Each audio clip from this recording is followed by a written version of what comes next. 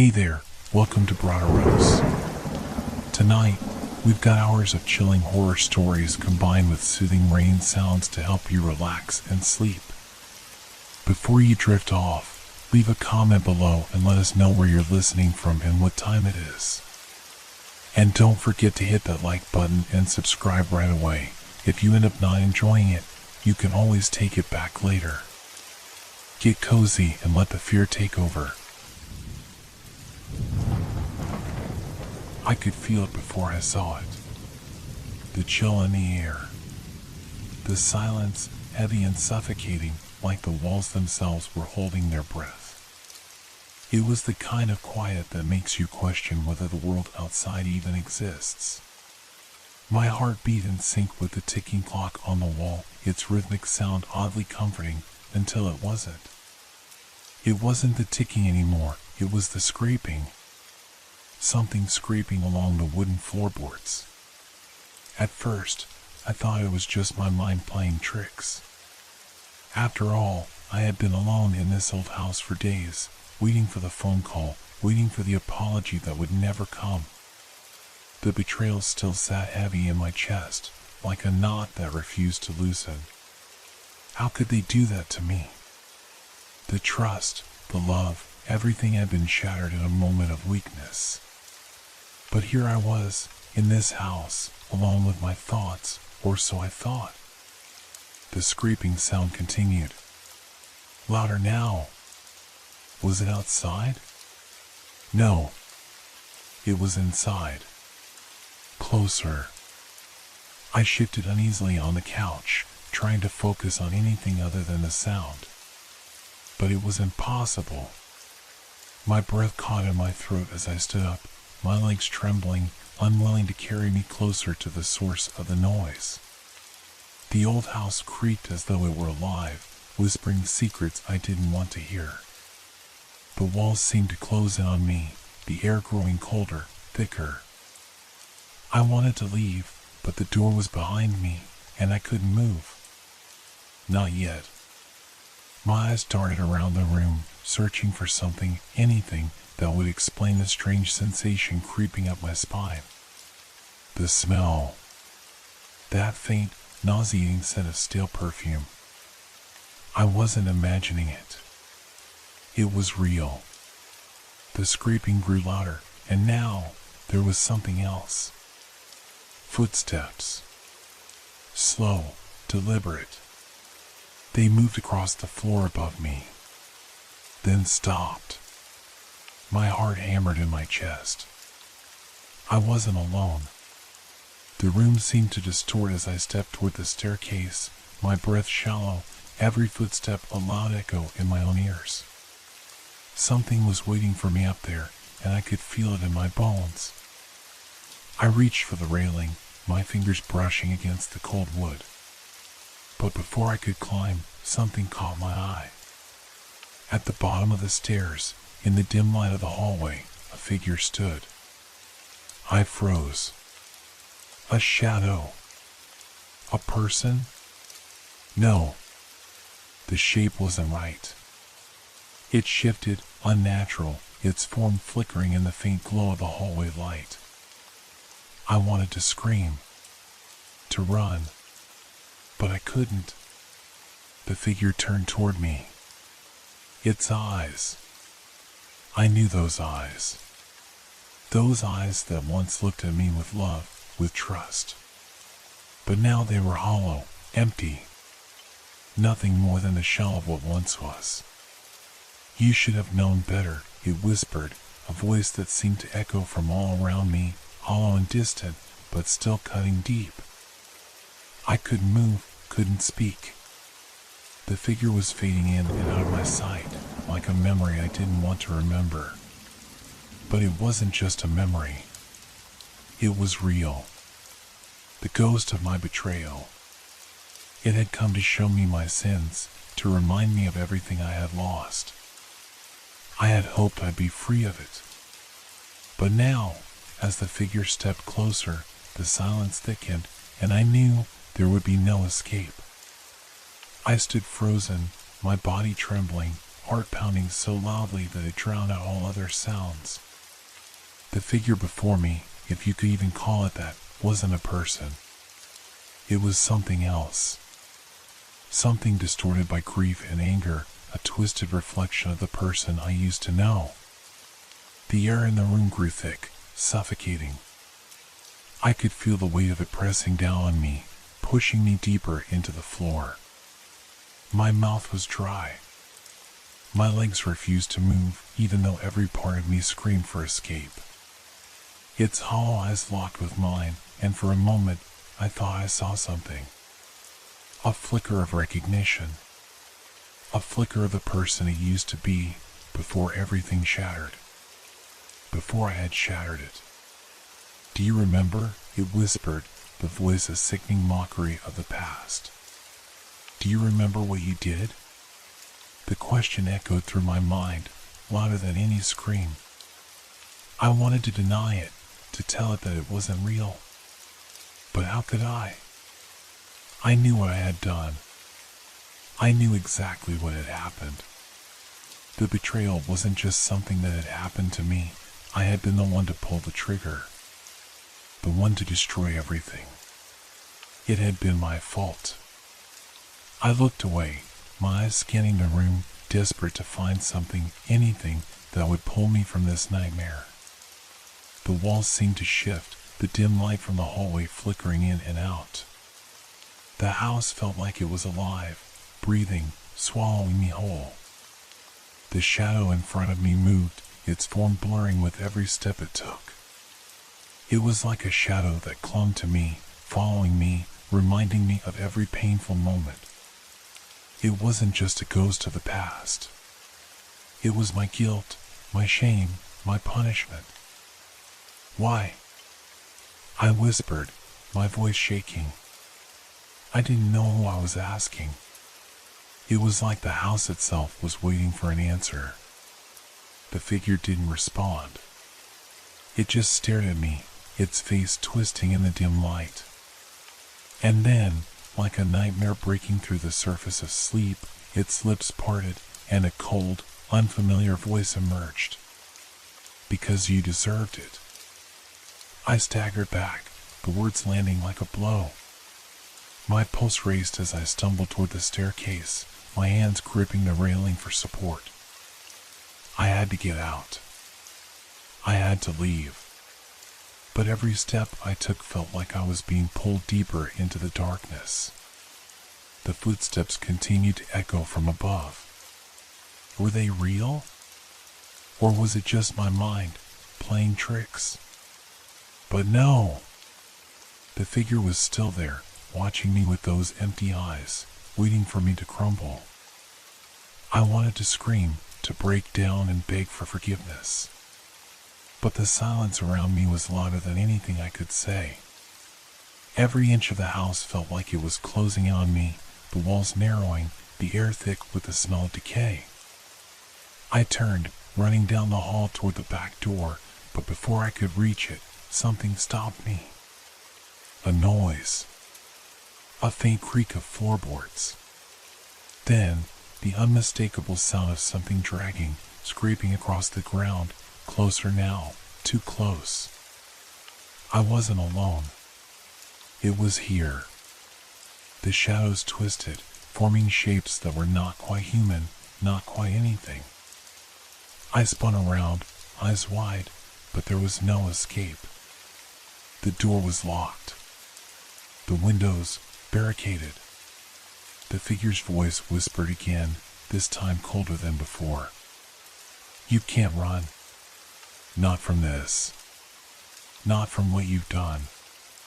My chest tightened. The guilt. The suffocating weight of it. It had never left. Not really.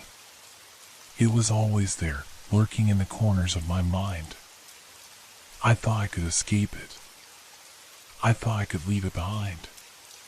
But it was right here, in front of me, in this house. In the form of the thing I had betrayed. The air seemed to grow colder still, the darkness creeping closer. And then I heard it. A soft, almost imperceptible voice, too quiet to be real. But it was. I could feel it. It's not just the past that's here. I spun, my breath caught in my throat. The figure was gone, but the shadows, they were moving. Something had changed. The house wasn't just haunted by memories anymore. It was alive with them. With everything I had done. The sins I had ignored, the lies I had told, the trust one had broken. And now, they were here. Here, in the silence. In the dark. I could feel them, could feel the weight of their eyes on me, their breath on the back of my neck. I wasn't alone. And I never would be again. I had to get out. My mind screamed at me to move, but my legs refused to obey. I stood there, trapped in the hallway, my hands cold against the doorframe. The scraping noise had stopped, but I could feel it. It lingered in the air like a heavy fog, pressing down on me, squeezing the breath out of my lungs. I wanted to scream, to call for help. But who could I call? Who could save me from this? The past, the guilt, it was here with me, suffocating, never letting go. I had brought it with me. I had made it real. I turned away from the door, my pulse racing, and looked down the hallway. The shadows there seemed to shift, moving in and out of the corners of my vision. They weren't just shadows. They were memories. Ghosts. The house had become a prison, and every inch of it seemed to whisper my name. Every step I took felt heavier than the last. The silence was unbearable now. The house, once familiar, had become a labyrinth of dark corners and closed doors.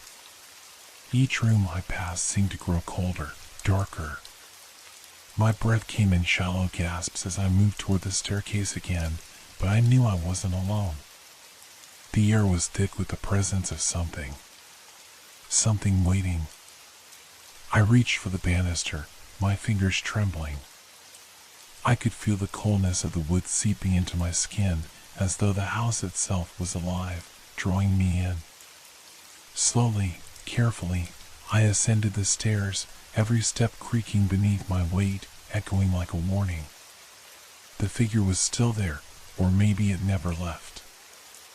I couldn't tell anymore. The shadows in the hallway had grown darker, thicker, as if something was emerging from them. A low hum filled the air, a sound I couldn't place. Was it a voice? Or just my mind unraveling, spiraling out of control? I reached the top of the stairs, the hallway stretching out before me.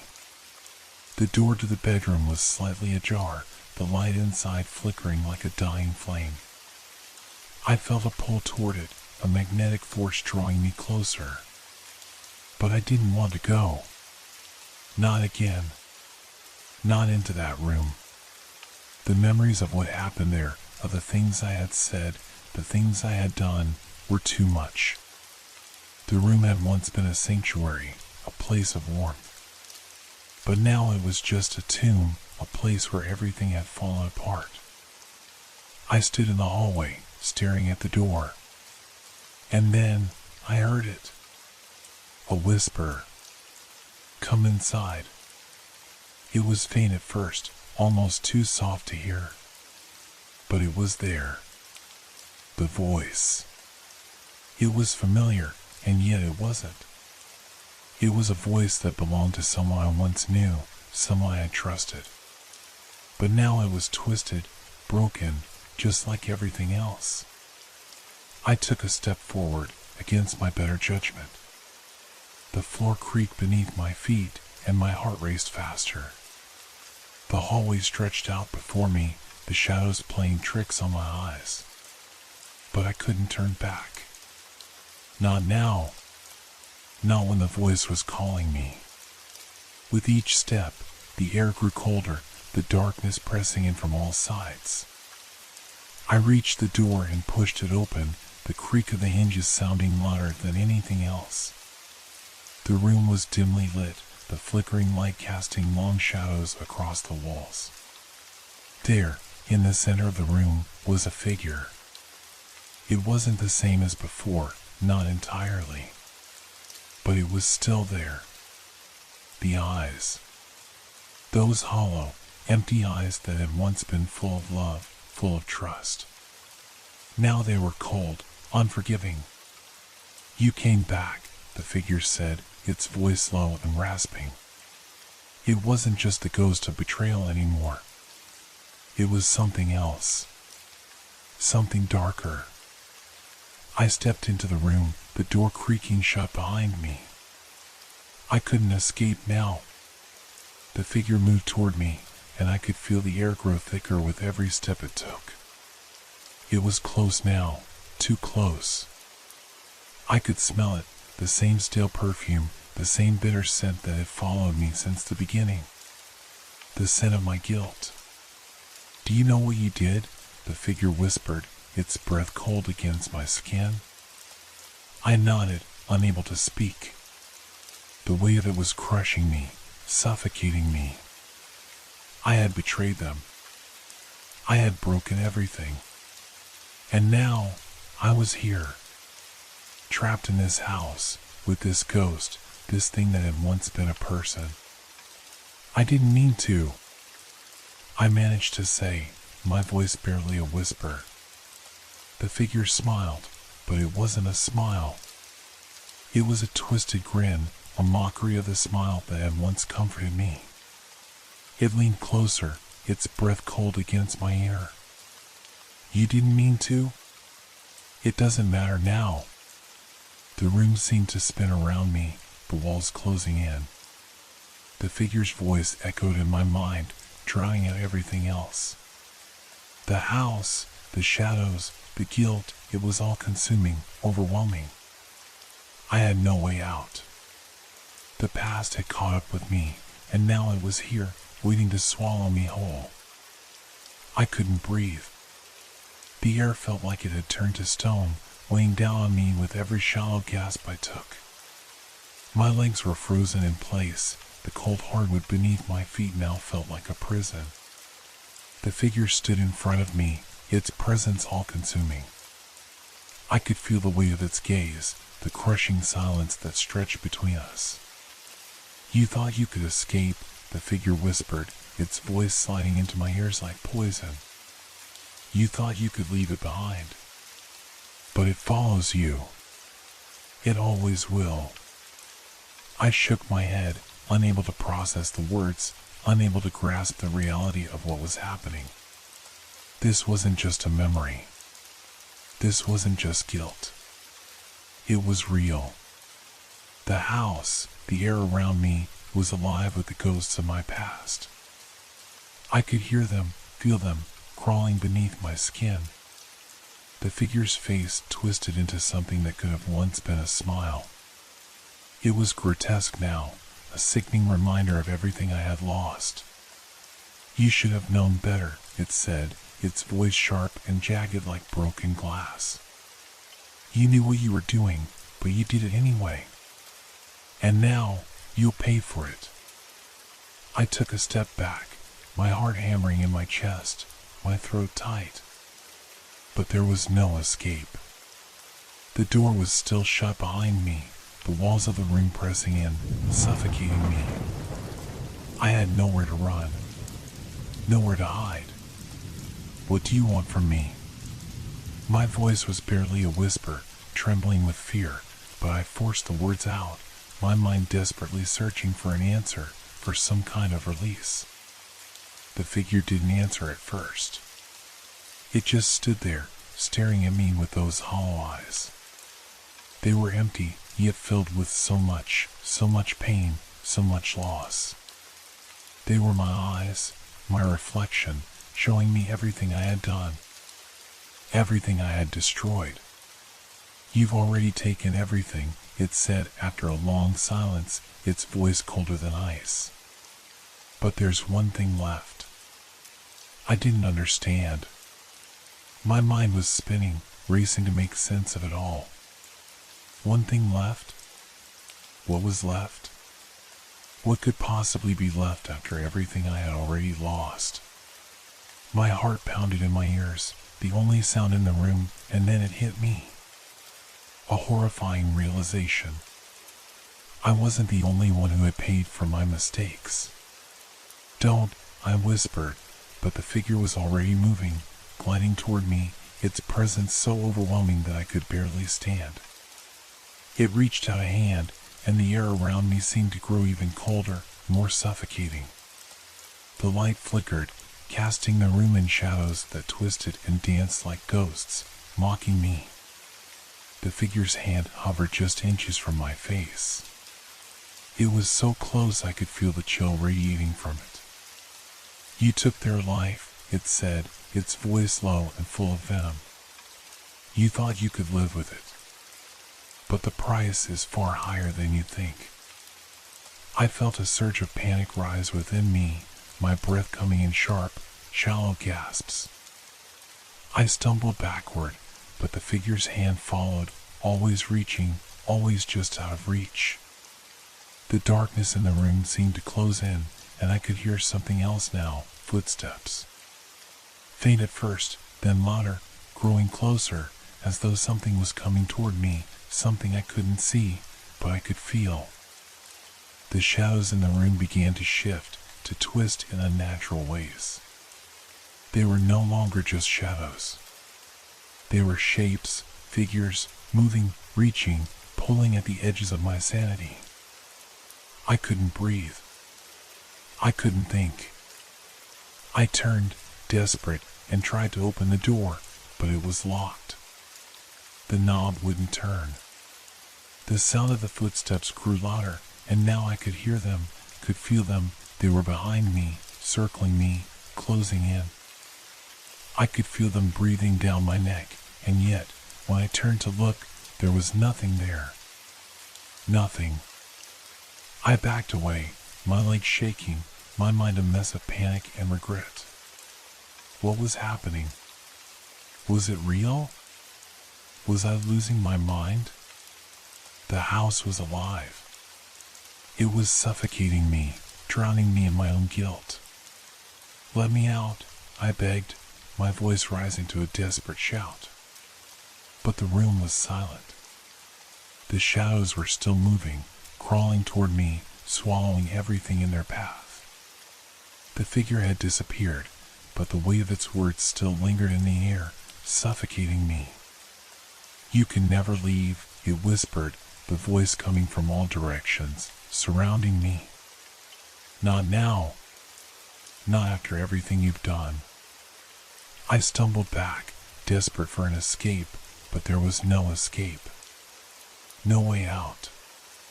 The house was closing in, the walls tightening, the air growing thick and heavy.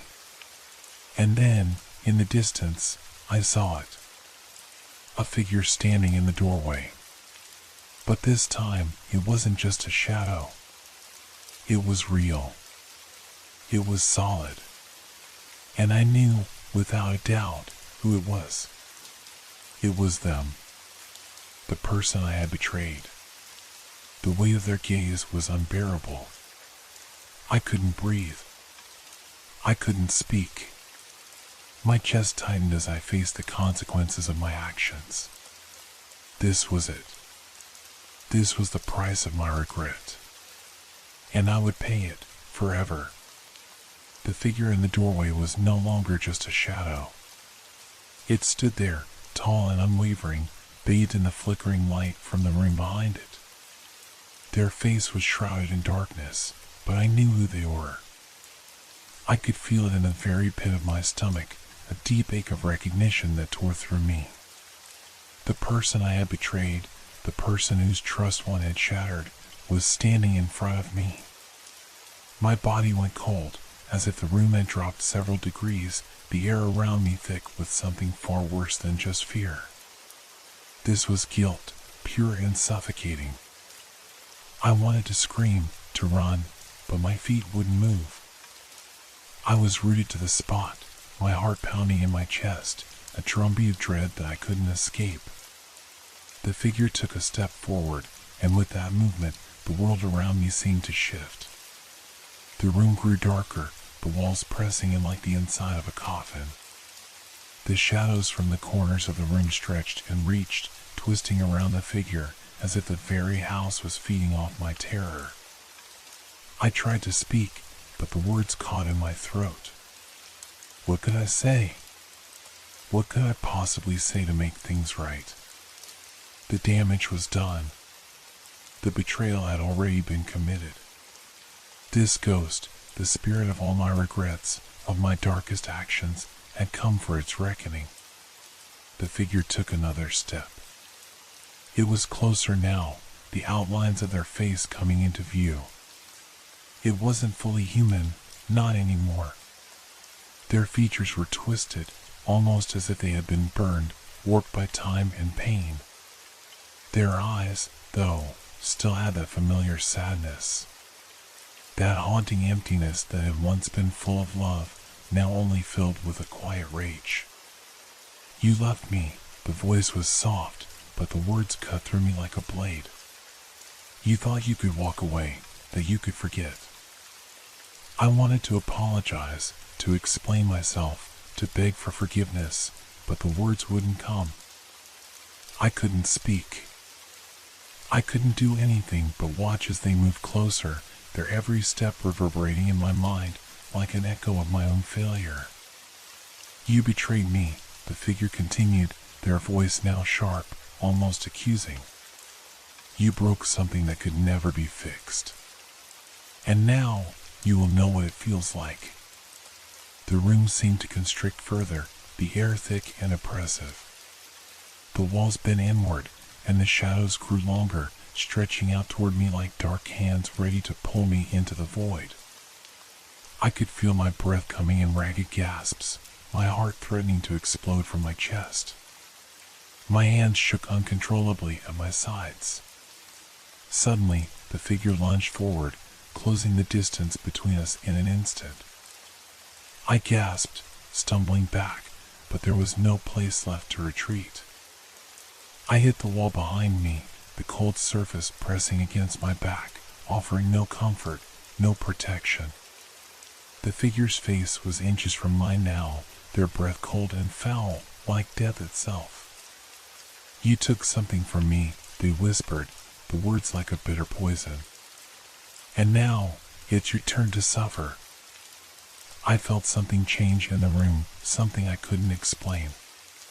The shadows began to pulse, vibrating with a low, resonant hum that reverberated through my body. The temperature dropped even further, until my breath came out in visible puffs, my body trembling uncontrollably. The figure reached out, their hand cold and unnatural, and placed it on my chest. I froze, unable to move, unable to speak. A jolt of ice shot through me, as though their touch was pulling all the warmth from my body. You will never escape, they murmured, their voice now distant, like an echo bouncing off the walls. The betrayal is a curse. It will follow you, always. With a sudden movement, they drew back, and the world seemed to shift again.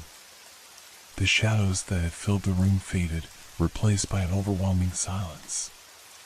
The figure was gone, leaving only the thick, suffocating darkness behind. But even in their absence, I could still feel their presence. It lingered in the air, in the space where they had stood, like an unshakable weight pressing down on me. I stood there, unmoving, the silence stretching on forever. My mind was racing, my body still shaking with the aftershock of the encounter. Was it real? Had I really seen them? Or had it all been a hallucination, a product of my own guilt and fear? But the broken silence told me everything I needed to know. This wasn't just a nightmare. This was real. The betrayal, the pain I had caused, had come to collect its price. I turned to the door, my hand trembling as I reached for the handle, but then I saw it. A small, cracked object lying on the floor. It was something I hadn't noticed before, something that didn't belong. It was a ring. A broken ring, its silver band bent and twisted as if it had been crushed in someone's hand. It glimmered faintly in the dim light, and for a moment I could almost hear the voice of the figure again, their words ringing in my ears. "You will never escape." I knew what it meant. I could never escape. The ghosts of my betrayal, the price of my actions, would haunt me forever. There was no redemption, no way to undo what I had done. The curse had been set in motion, and now it was mine to bear.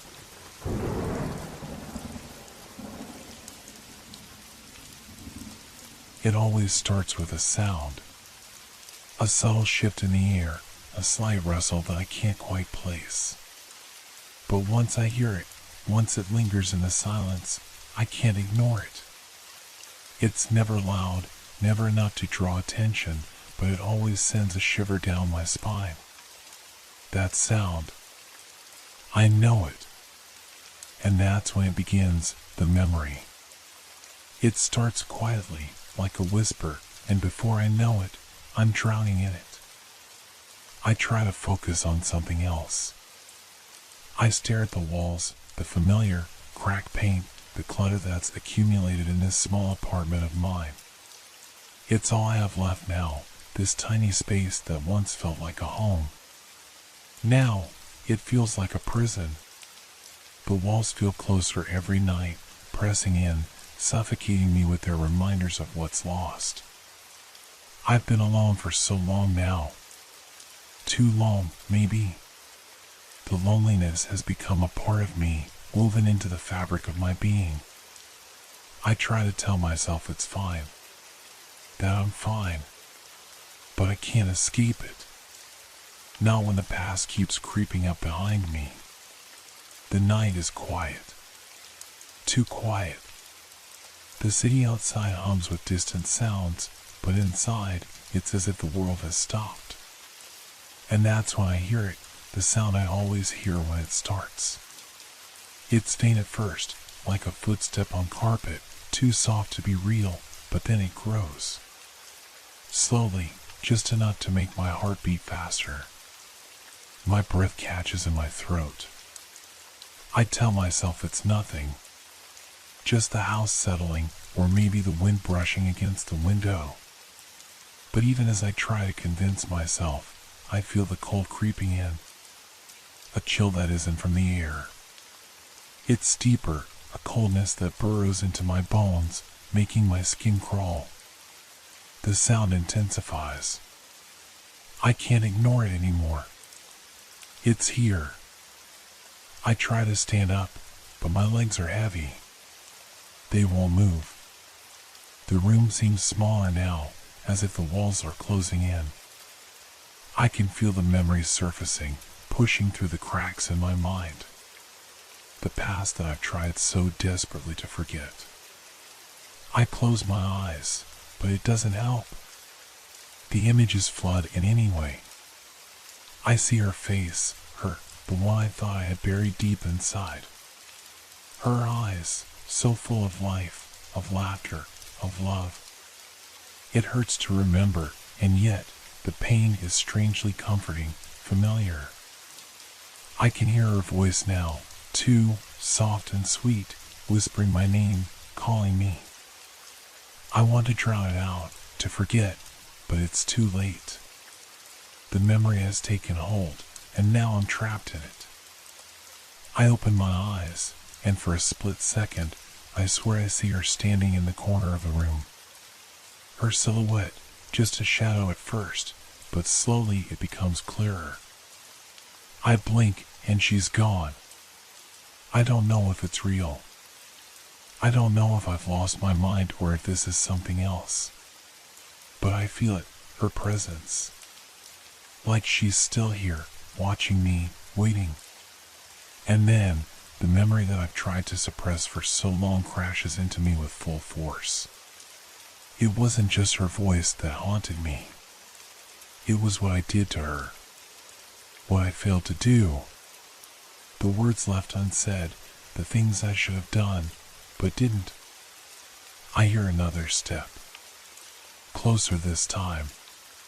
There's no mistaking it. Someone's here, and it's not my imagination anymore. I want to run, to escape, but my feet won't move. I'm stuck, anchored by guilt, by the weight of everything I've tried to forget. And then, in the stillness, I hear her again. The voice, clear as day. You left me. The words are a knife, twisting deep into my chest. My throat tightens, my heart races. I can't breathe. I want to scream, to make it stop, but the words are lodged in my throat, silent and suffocating. She's here, and I've never felt more trapped. The sound continues to grow, and with it, my fear. The footsteps, the whispers, the memories, they're all around me now. There's no escaping it. I finally force myself to look up, and there, standing in the doorway, is the faint outline of her figure. Her silhouette is dim, barely visible in the darkness, but I know it's her. I want to run. I want to scream. But instead, I'm frozen. The air is thick, suffocating me with its weight. I can't escape. Not now. Not ever. The memories are here, and they won't let me go. I don't know how long I stood there, frozen, staring at the dark corner of the room. The outline of her figure, my memory, hung in the air like a heavy fog, almost tangible but not quite real. I could see her, or what was left of her, but she wasn't truly there. No, she never really left. She was always here, tucked away in the shadowed corners of my mind, waiting for the right moment to break free. The footsteps grew louder, now unmistakable. A slow, deliberate march, like a countdown. A warning. Stop, I muttered to myself, my voice cracking in the silence. It's not real. It's just my mind playing tricks. It's just my mind. But the words feel hollow, useless, as if my own voice knows better than I do. My thoughts keep spiraling, feeding the growing panic that claws at my chest. The silence in the room is deafening, punctuated only by the pounding of my own heart, each beat louder than the last. I glance around, trying to find something familiar, something solid to ground me. The old, worn sofa where I'd spent countless nights watching movies I no longer care about, the dusty lamp in the corner that always flickered when the air was heavy. Everything looks so normal, yet it all feels wrong. Like I'm staring at a stranger's house, but I know it's mine. I reach for the lamp, anything to break the tension, but my hand is shaking. I feel the coldness of the metal, and for a brief moment, I'm sure I hear her laugh, soft, sweet, and distant, like a memory trying to comfort me. But the warmth doesn't come. The light doesn't flicker. Instead, the shadows seem to deepen around me. The footsteps stop. I look up again. The corner is empty. I exhale slowly, trying to steady myself, but I can't shake the feeling that something is still there, something watching, waiting. I back up, my eyes darting across the room, trying to see into every shadow, every dark space. And then it hits me, the smell. At first, I thought it was nothing, just the stale air of a room that hadn't been aired out in far too long. But now, it's unmistakable, the faint, bitter scent of something burning, something distant, like a forgotten memory that refuses to stay buried. It takes me a moment to place it, but when I do, my stomach turns. It's the smell of her perfume, the one she wore that night. I can almost hear her voice again, this time clearer, more forceful. You left me. The words strike me like a physical blow. I stagger backward, knocking into the table behind me. The lamp falls to the floor, shattering, but I don't care. I'm not looking at the broken pieces of glass.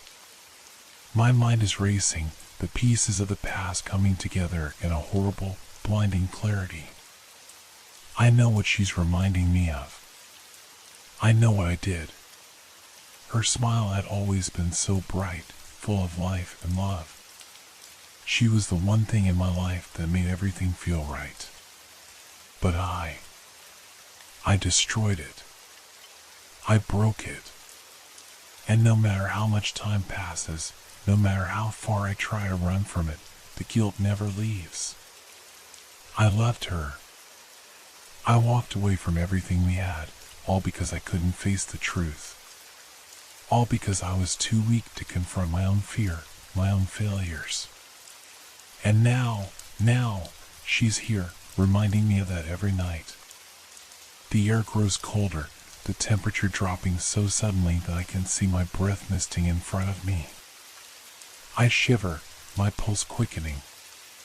I try to run, but my legs are heavy, weighed down by the guilt that's settled into my bones. I stumble across the room, desperate to get away, but every step feels like I'm walking through water, like I'm being pulled back by invisible hands. And then, I hear it again. Her voice. This time, not from the corner of the room. Not from the shadows. It's behind me. I spin around, my heart in my throat, but the room is empty. I'm alone. But I know it's not real. I know it can't be. Yet, the fear feels too real, too visceral. The memory is alive. Suddenly, everything goes dark. The room vanishes, and I'm standing in the void, surrounded by nothing but darkness and the faint, lingering echo of her voice. I try to scream, but no sound comes out. The weight in my chest grows heavier, like a physical presence pushing down on me, squeezing the air from my lungs. And then, through the dark, I see her again.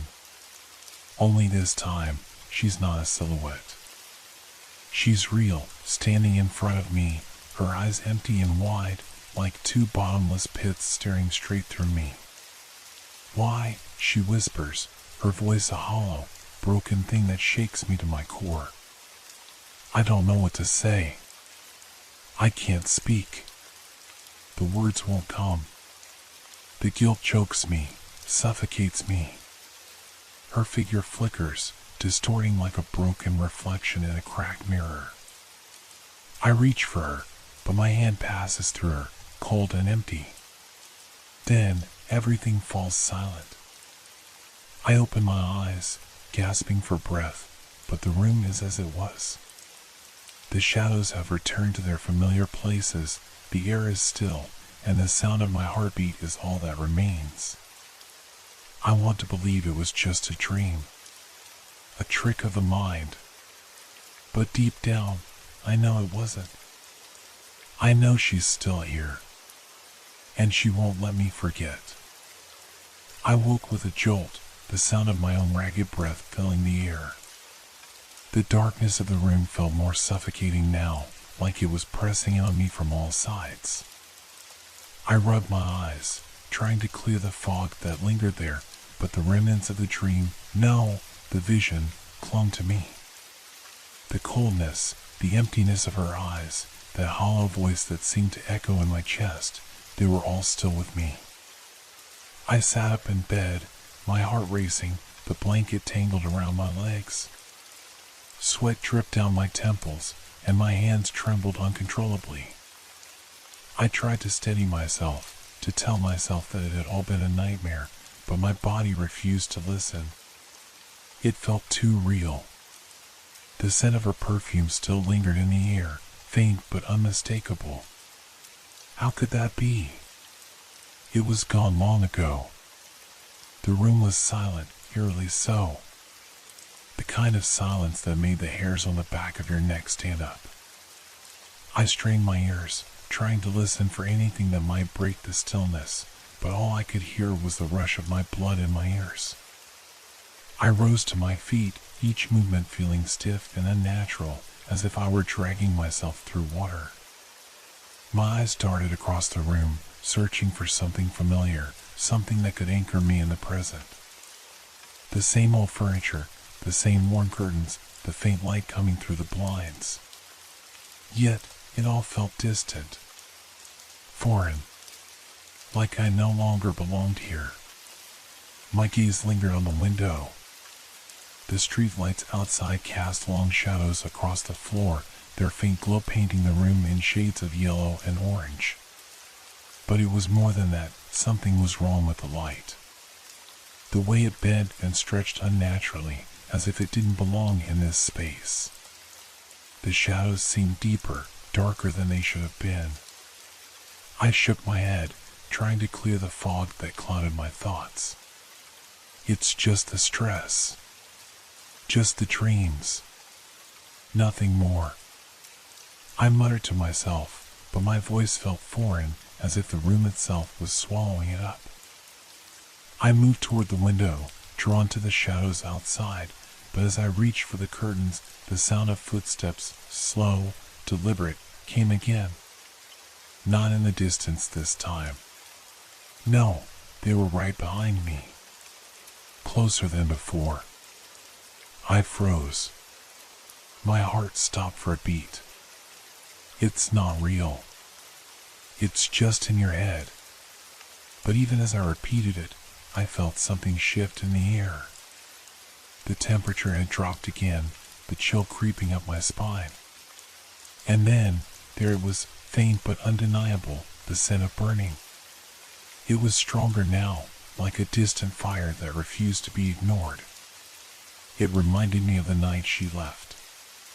That night that I had buried so deep, so far down that I had convinced myself it didn't matter anymore. I spun around, expecting to find nothing, expecting to see the empty room I had always known. But I was wrong. The corner where she had stood before, the corner where nothing ever seemed to change, now had something else. A shadow. But this time, it was more than just a shadow. It was a shape, a presence that filled the corner of the room, thick and ominous, like it had been waiting for me to notice it. I could feel its weight on my chest, pressing in, suffocating. I didn't move. I couldn't. My body felt frozen, unable to escape the grip of the fear that held me in place. Just look away, I told myself. Just turn around, and it'll go away. But my body refused. I couldn't tear my eyes from it. The shape was growing, shifting, stretching upward, like it was trying to take form. I could see the outlines of something, someone, emerging from the shadow. Her figure. But it wasn't the way she had looked before. No, this time, she was different. Her face was distorted. Twisted, like something had warped it, stretched it beyond recognition. Her eyes were wide open, but they were empty, black holes. And her mouth, it hung open, too wide, like a scream that had been frozen in time. You left me, her voice whispered, but it wasn't the soft, distant voice I remembered. No. It was jagged. Harsh. Angry. I tried to back away, but my feet wouldn't move. I couldn't breathe. The walls seemed to close in, the room shrinking around me. Her figure was all I could see now. She was everywhere. Why did you leave me? Her voice cut through the silence, louder this time, filling the space like a storm. Do you even remember? The words stung like a physical blow. I could feel the weight of them pressing on my chest, making it harder to breathe. My vision blurred, the edges of the room folding in on themselves, like I was falling into her eyes, into that abyss of blackness that consumed everything. I'm sorry, I whispered, but it wasn't enough. I knew it wasn't enough. Nothing ever would be. her figure moved toward me. The air grew colder still. The darkness thickened around her, swallowing the light. And with each step she took, I could feel the warmth of the room draining away, like the very life was being sucked out of the space. "You can't run from this," she hissed, her voice a sharp, cruel thing. "You can never run from me." I felt the grip of panic take hold of me. My knees buckled, and I collapsed to the floor, my hands clawing at the carpet as if I could somehow pull myself away from her, from the suffocating presence that seemed to stretch out from every corner of the room. But it was useless. She was here. And she wasn't going anywhere. I closed my eyes, trying to block out the image of her, the sound of her voice, but it was all too much. My head spun, and when I opened my eyes again, the room was gone. The walls had vanished, replaced by an endless void of darkness. The shadow was still there, looming above me, and I was drowning in it. "You will never forget me," she whispered, as the world around me collapsed into nothing. I woke with a gasp, the remnants of the nightmare still clinging to me like a heavy blanket. The darkness was thick, oppressive, and for a moment, I couldn't tell if I was still caught in the dream or if it had truly ended. My heart pounded painfully in my chest, and the air felt colder than before, as if the room itself was haunted by the memories of what I had seen. I slowly sat up, my body heavy, drenched in sweat. The silence in the room was suffocating, pressing on me from all directions. I couldn't shake the feeling that something was wrong, something was out of place. I could still hear her voice, echoing in my mind, a constant reminder of what I had done. "You left me." The words seemed to hang in the air, repeating over and over, like they were imprinted on the very fabric of the room. I ran a shaky hand through my hair, trying to calm the rising panic that was building in my chest. My mind screamed at me to stop. "It's just your thoughts, just your guilt playing tricks on you." But the feeling in the pit of my stomach told me something was different this time. The room hadn't changed, but it felt foreign now. The shadows seemed deeper, darker than they had been before. The faint glow of the streetlight outside filtered through the blinds, casting eerie patterns on the floor. But it wasn't just the shadows, it was the silence. It wasn't natural. It was thick, suffocating. Like something was waiting, watching. I couldn't stay in the room any longer. I needed to move, to escape the heavy weight of my own thoughts. I stood up slowly, my legs unsteady, as if they too were still recovering from whatever had just happened. I walked to the window, drawn once more to the side of the street outside. The world beyond my home felt miles away, distant, out of reach. But as I pulled the curtains back, something caught my eye, a figure in the distance, standing in the alleyway between two buildings. My breath caught in my throat, my pulse quickening. At first, I thought it was a trick of the light. But no, there was something there. Someone. The figure didn't move. It just stood there, facing me, unmoving, like it had been waiting for me. My heart hammered in my chest as I tried to make out any details, but the shadows obscured everything. The streetlight was too faint, too far away. All I could see was the shape of someone, or something, standing in the darkness, watching me. I forced myself to turn away, to pull back from the window. My mind raced, trying to justify what I had just seen. It's nothing. Probably just a passerby. But the thought did nothing to ease the anxiety that was building inside me. As I moved toward the door, my eyes wandered to the hallway outside. The faint, muffled sound of footsteps drifted through the silence, just like before, slow, deliberate, as though someone was walking behind me, keeping pace. I spun around, but there was nothing there. Just the hallway, empty and still. the footsteps stopped. I stood frozen, my breath caught in my throat. I didn't know what to do. Every part of me screamed to run, but my feet refused to move.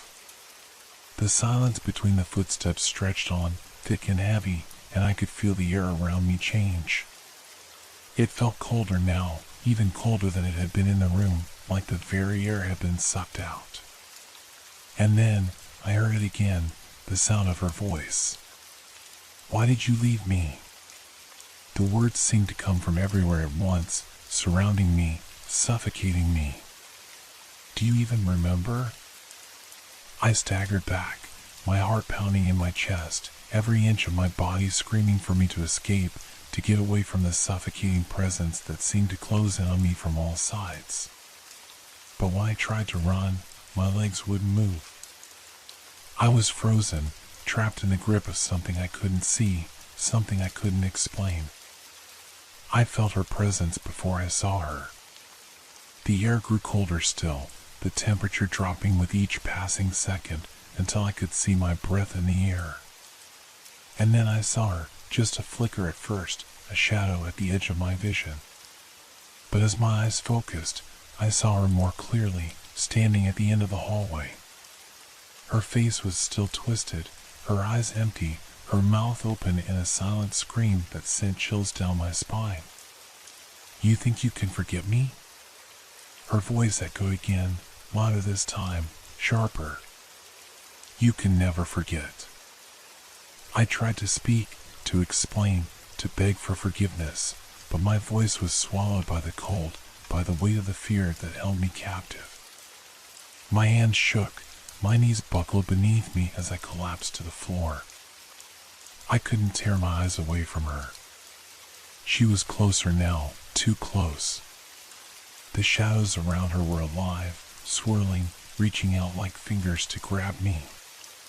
"You left me," she whispered again, her voice full of venom, full of pain. "And now, I will make you remember."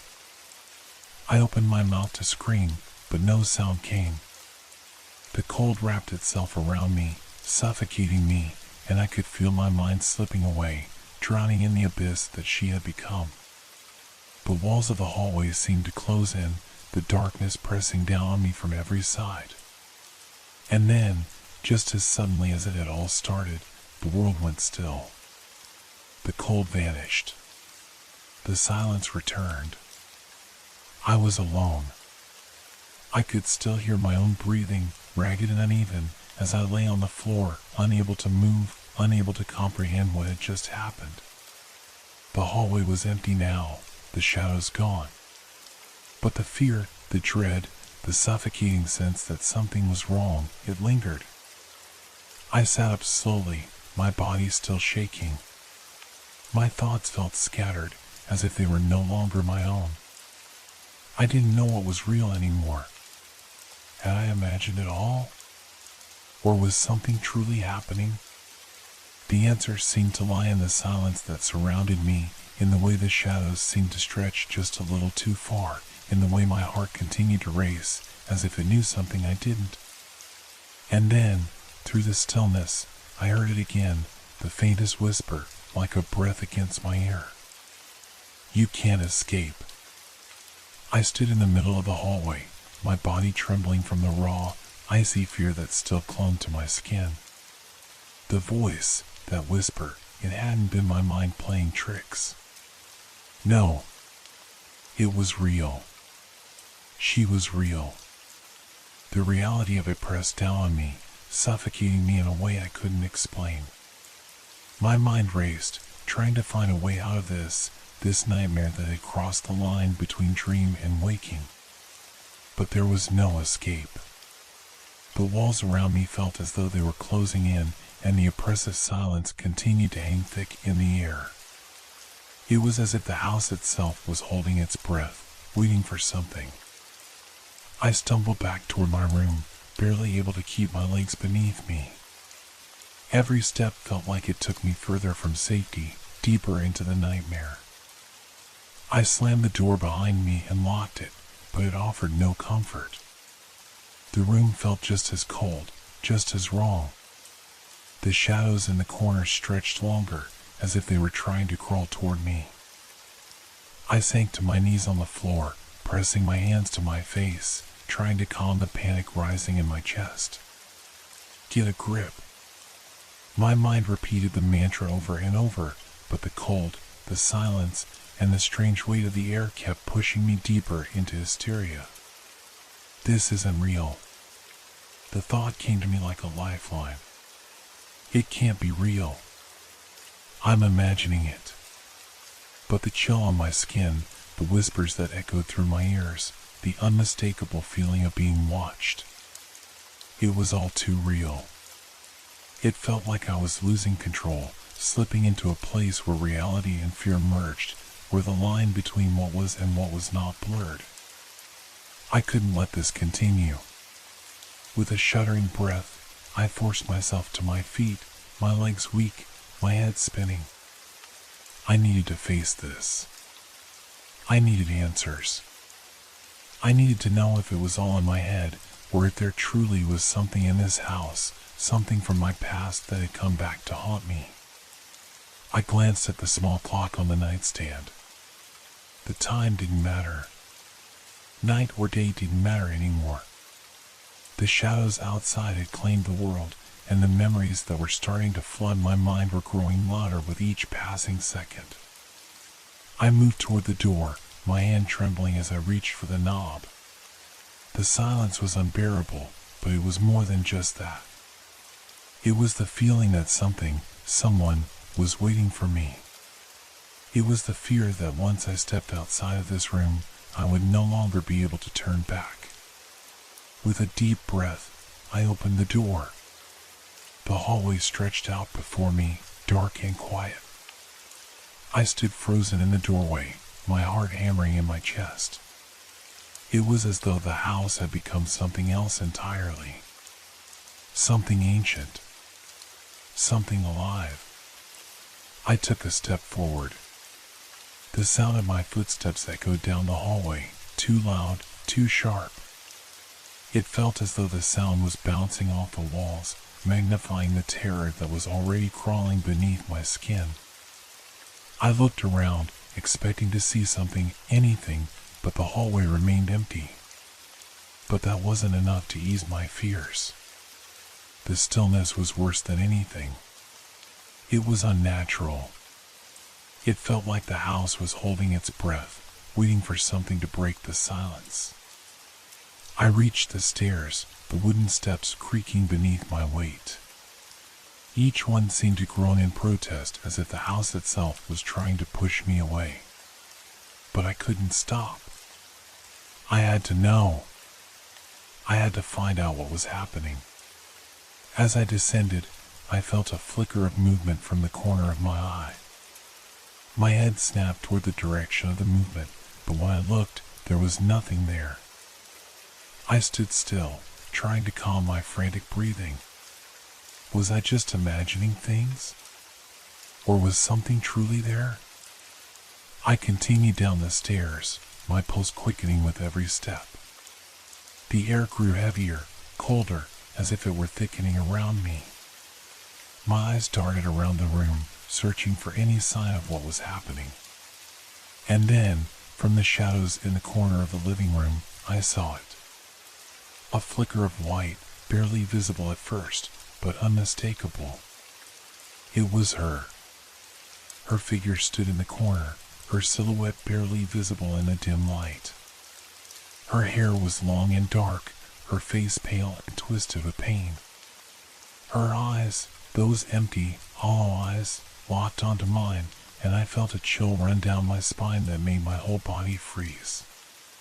"You left me," her voice came, barely above a whisper, but it was louder than any scream. Her words hit me like a physical blow, a jolt that stole the breath from my lungs. I took a step back, but my legs felt like lead. The weight of her gaze was unbearable. Her presence filled the room, pushing everything else aside. The air grew colder, the walls seemed to close in. I couldn't breathe. I couldn't move. I was trapped. Her face twisted further, her mouth stretching into an unnatural grin. The corners of her lips bled into the darkness, as though her smile was swallowing the very light of the room. "Why did you leave me?" she asked again, her voice now filled with anguish, with rage. "You can't escape." And that was when I realized I hadn't been imagining it. This was no dream, no hallucination. She was here. She was real. And she wasn't going to let me go. I couldn't breathe. I couldn't think. The room spun around me, the walls tightening, the shadows pressing in closer, and I felt myself falling, slipping into something darker. My mind screamed for me to run, but I couldn't move. I couldn't escape. The last thing I saw before everything went black was her smile, unnatural, grotesque, and all-encompassing.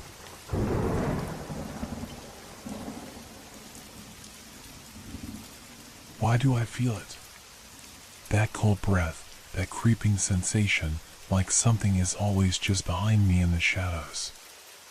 Something watching, waiting, following.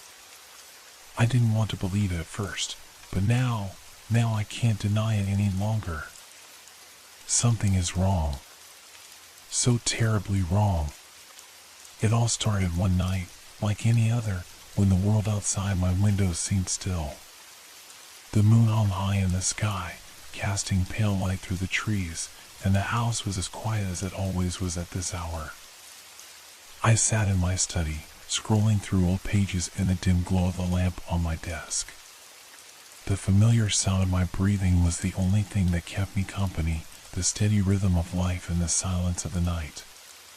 But that silence soon became unsettling. At first, it was a soft noise, a faint rustling sound that I couldn't place. It was almost like wind, but there was no breeze. I glanced toward the window, but the trees outside were still. The world beyond seemed undisturbed. I shook my head, blaming my mind for playing tricks. Then I heard it again. Closer this time. A faint shuffle, like footsteps crossing the floor, but not quite right.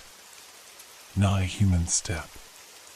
More like something dragging along the ground, scraping ever so slightly. I stood up, my heart rate quickening as the air around me grew heavier.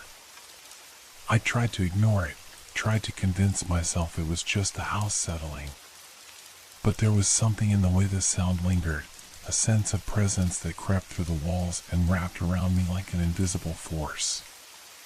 I turned and checked the hallway outside my study. It was empty, dark. The shadows stretched long across the floor, the house still as death. But even in the silence, I felt it, like eyes on me, unseen but piercing. I couldn't stay in the study. I had to leave, had to move. My feet moved of their own accord as I walked down the hallway toward the stairs, each step echoing in the empty house. The wooden steps creaked beneath my weight, the sound unnaturally loud in the stillness. Then I stopped. The air. It felt wrong. Cold. So cold. I reached out for the railing, but my hand recoiled when it touched the metal. It was icy, far colder than it should have been. I pulled my hand back quickly, but something about that chill, struck me as strange. It felt like I had touched something that didn't belong in this world, something that should have never been. I moved down the stairs, feeling like I was being drawn deeper into something I couldn't escape. As I reached the bottom, the house felt different. The quiet was oppressive now, heavy, as if something was pressing down from above. I glanced around, my mind racing. It was then I noticed it. The hallway at the end of the room. The door was slightly ajar, just a crack. At first, I thought it was my imagination, but as I watched, I saw it move ever so slightly, as though someone was inside, watching me. I couldn't take my eyes off the door. I didn't want to go near it, but something pushed me forward. I stepped slowly toward it, my heart hammering in my chest, the air thick with tension. As I approached, I heard it again, the soft rustling sound. Louder now. It was unmistakable. The sound of something, or someone, dragging itself across the floor. I reached for the door, my hand trembling as I gripped the handle. But before I could open it, the temperature dropped, and the air became thick with a strange presence. I froze. And then, I heard a voice. A whisper. Barely audible. Leave this place before it's too late. The words pierced through me like a sharp blade, icy and chilling. My pulse quickened, my breath caught in my throat, and for a moment everything seemed to blur. The walls seemed to close in. The whisper became clearer, more urgent. Leave this place before it takes you. The door swung open with a force that sent a rush of air into my face, and for the briefest moment, I saw it. A figure in the dark. Its outline was too vague to make out, but I could feel its presence, cold and suffocating. Its eyes locked onto mine. Dark. Empty. Like the abyss itself. I stumbled backward, heart pounding in my chest. The door slammed shut with a deafening crash, and the house fell into an eerie silence once again. But that was just the beginning. The silence in the house after the door slammed was deafening. I stood frozen, the air thick with an unnatural cold, my breath coming in shallow gasps. My mind screamed at me to run, to leave this place behind, but my feet felt as though they were glued to the floor. Every instinct told me to flee, but some part of me, some twisted part, insisted I stay. I couldn't understand it. What had I seen? Was it real? Or had the darkness of the night played tricks on me? I felt my pulse thundering in my ears, each beat echoing through my skull as I tried to steady my racing thoughts. The whisper had been clear, though. Too clear to dismiss. Leave this place before it takes you. A chill ran down my spine at the thought, and the house around me felt more like a tomb with every passing second. The walls, which once felt like a shelter, now pressed in on me, heavy and suffocating. I backed away from the door, my steps slow, careful. My body seemed to move on its own, as if it had no control over the terror flooding my veins. I couldn't shake the feeling that something was watching me, waiting for the right moment to strike. The hallway stretched out before me, darker than before, the shadows swallowing any light that dared to shine. I could see the outlines of the rooms, the kitchen, the living room, but none of them felt familiar anymore. They felt foreign, threatening. Every corner seemed to harbor something lurking just out of sight. I glanced at the stairs. The way up to my bedroom was dimly lit, but the light didn't seem to be coming from the lamp anymore. It was as though the shadows themselves were bleeding into the space, turning the stairs into a blackened, distorted path. I turned, and there it was again. That sound. The scrape. It started off as a low, eerie noise, like something or someone moving along the floorboards. I felt my skin prickle with dread. It came from upstairs. Slowly at first, just a faint dragging sound that seemed to bounce off the walls, amplifying in the silence. I wasn't sure what I expected to find, but I knew I couldn't ignore it. I had to go up there. There was something waiting for me. Some part of me knew it.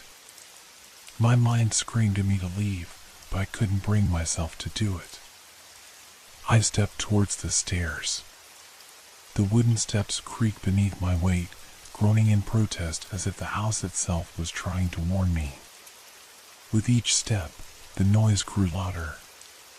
It was unmistakable now. The dragging sound grew sharper, like nails scraping against wood. My heartbeat quickened, the pressure in my chest unbearable.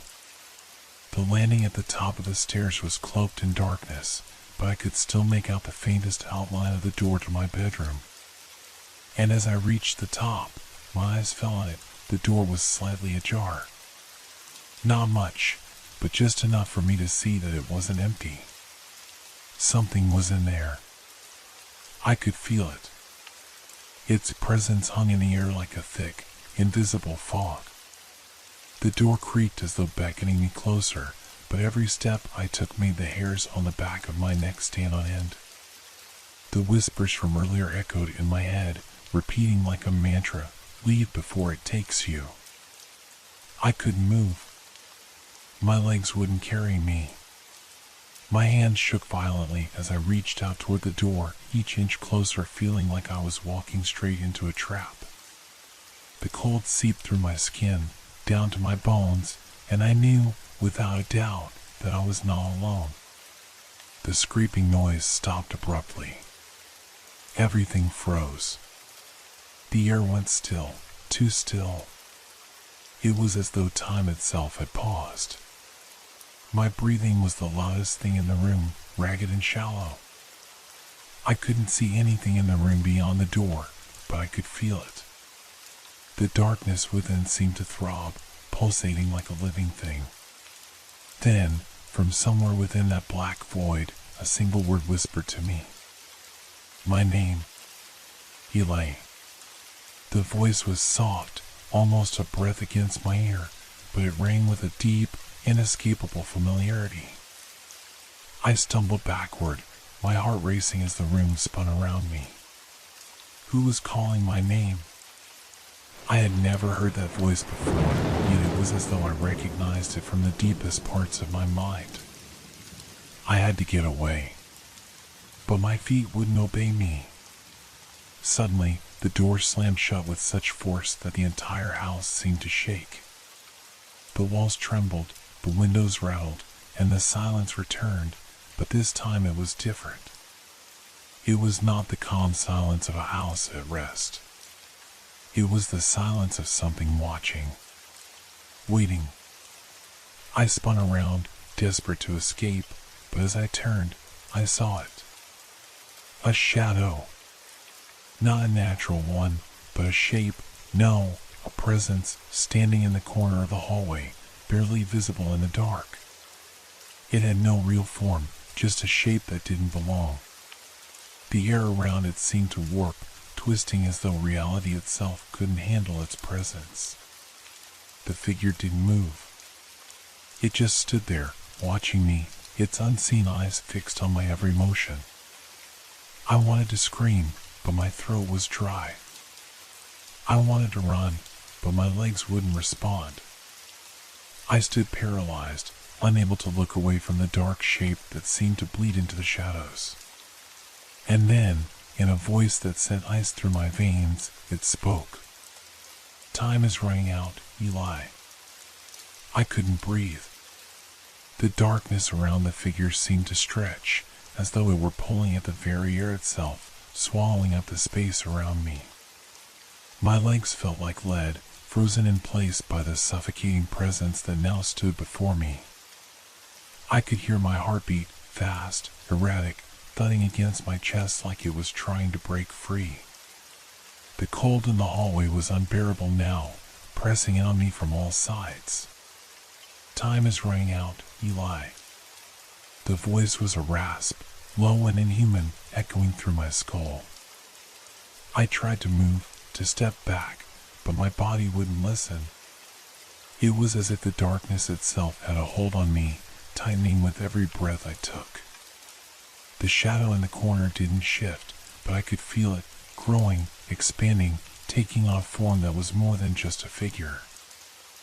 I wanted to scream, to call out for help, but the words stuck in my throat. What was this thing?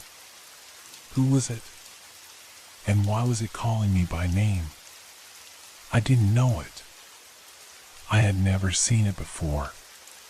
But there was something deeply familiar about it, something that felt like it had always been there, waiting for this moment. I reached for the nearest light switch, my hand trembling as I moved it toward the wall. But just as my fingers brushed the cold surface, the lights flickered. First once, then twice, and then the entire house plunged into complete darkness. For a heartbeat, everything was silent. The air seemed to hum with the pressure of something unseen, waiting to break. I stood in the pitch-black hallway, unable to see a thing, unable to hear anything except the rushing of blood in my ears. Then the whispering started again. It was faint at first, like the distant murmur of voices carried on the wind. But it grew louder, and then clearer. Eli. The whisper curled around my name like a physical thing, suffocating and cold, creeping into my ears, burrowing deep into my mind. The hair on the back of my neck stood up, and I felt a chill run down my spine. Something was in here with me.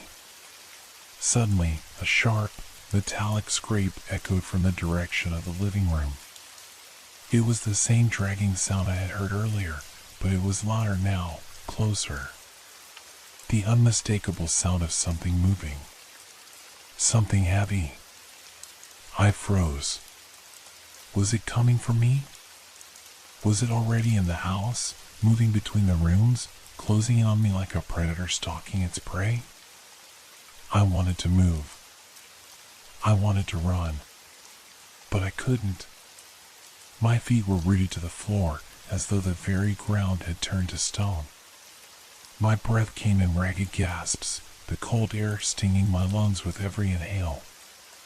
Then, another sound. A thud. A soft but heavy thump from upstairs.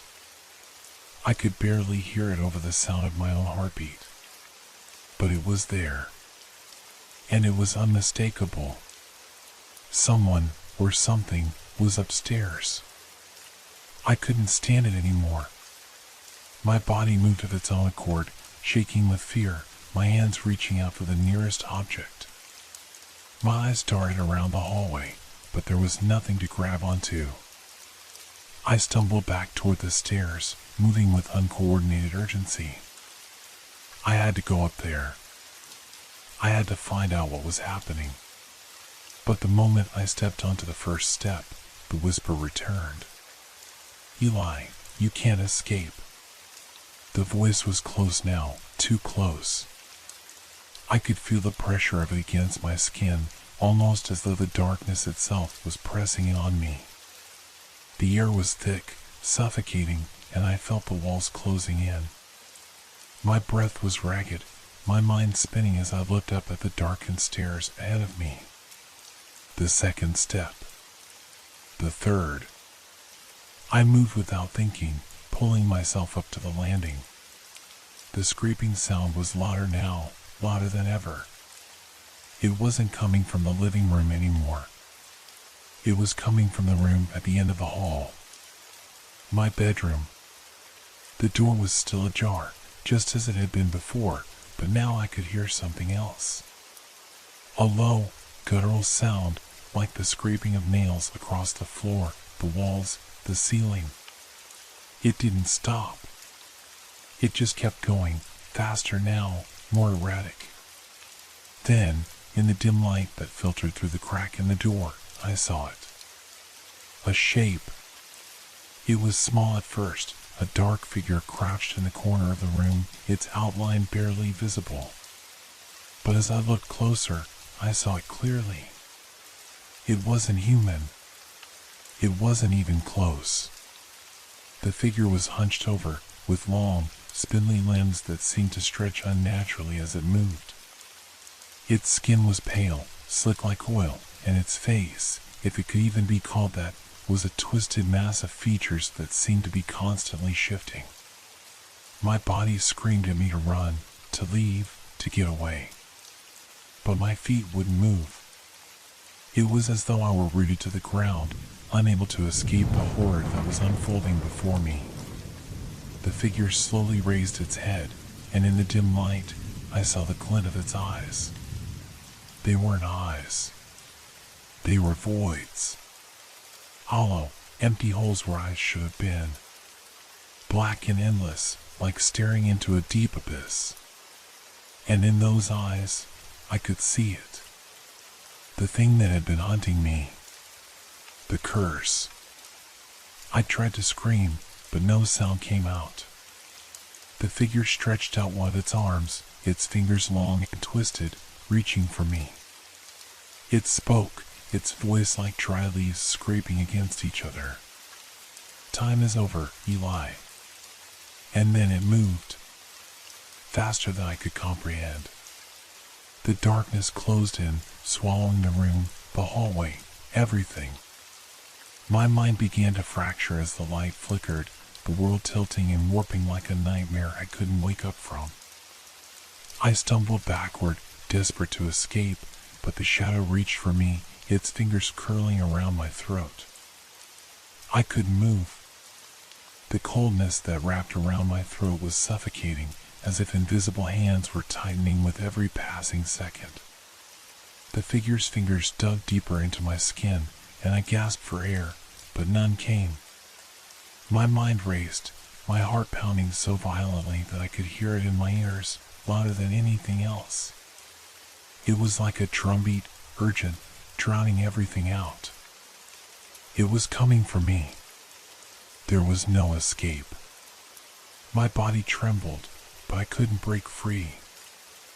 I could feel the pressure of the thing's touch, cold, lifeless, almost like ice, and the weight of its presence was crushing me from all sides.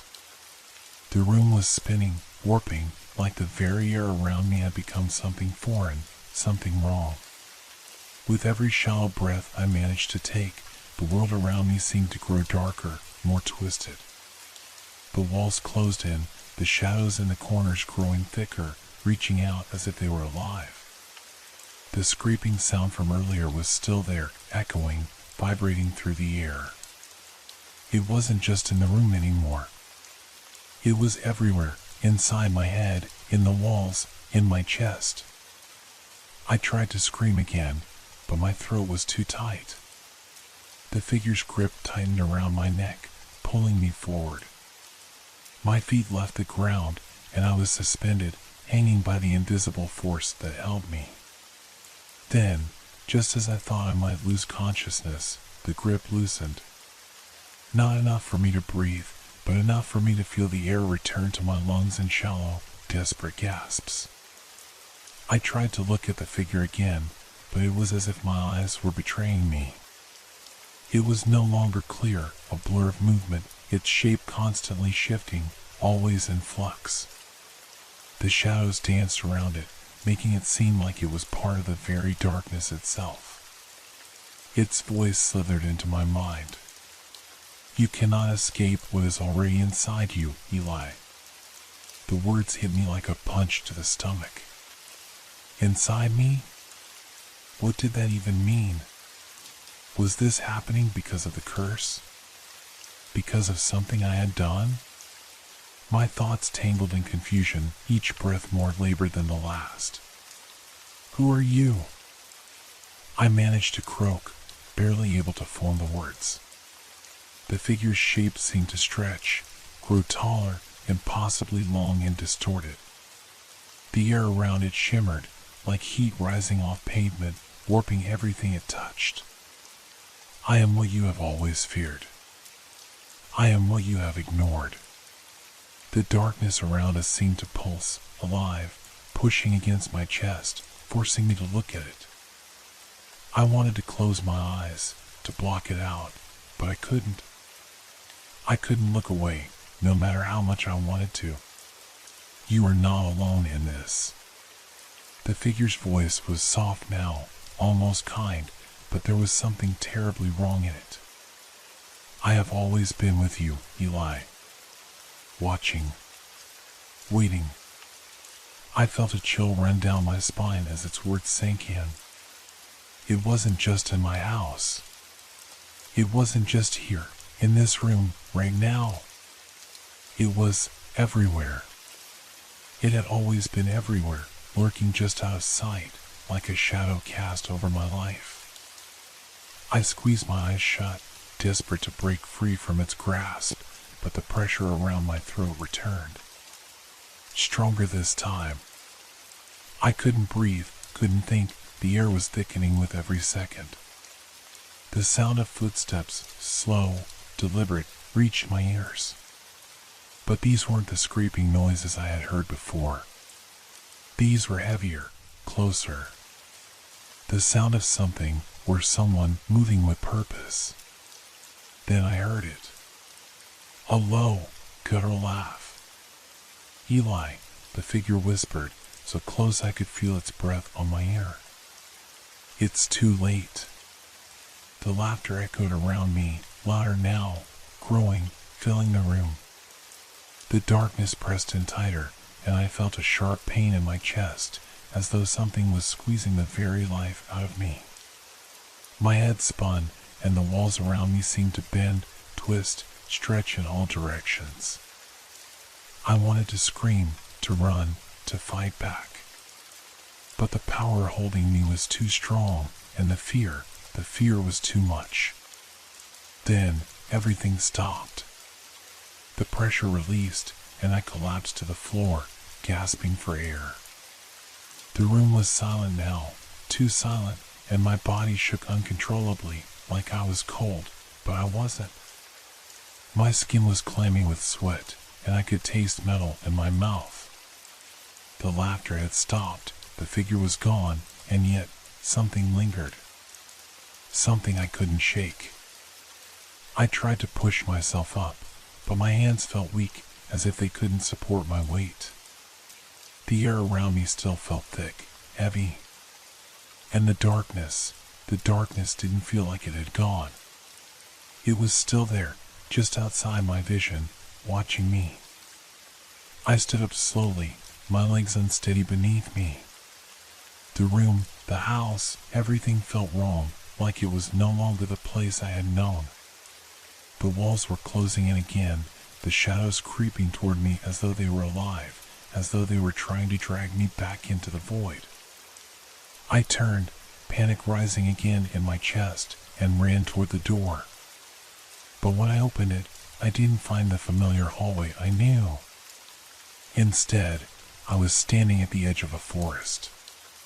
The trees loomed over me, their branches twisted and gnarled, as if they had been growing that way for centuries. The air was cold and damp, and the ground beneath me was soft, like mud.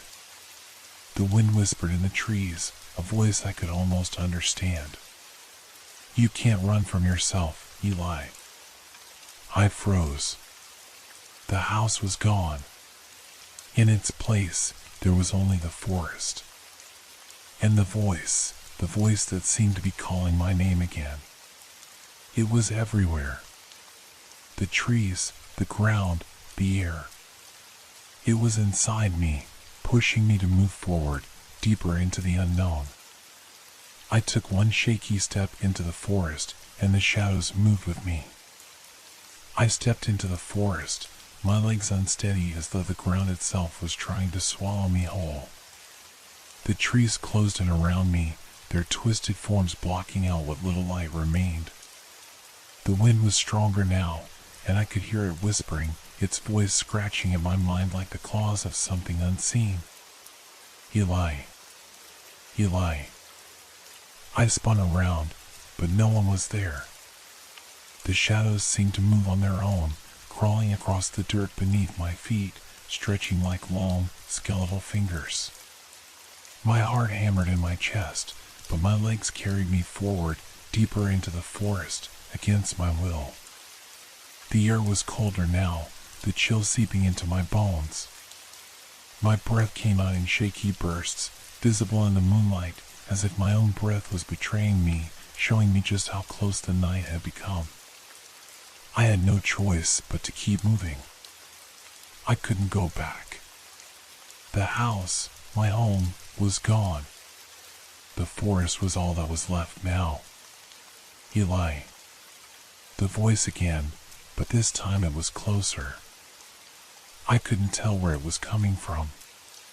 It was in my mind, it was in the air around me, and somehow it was inside me.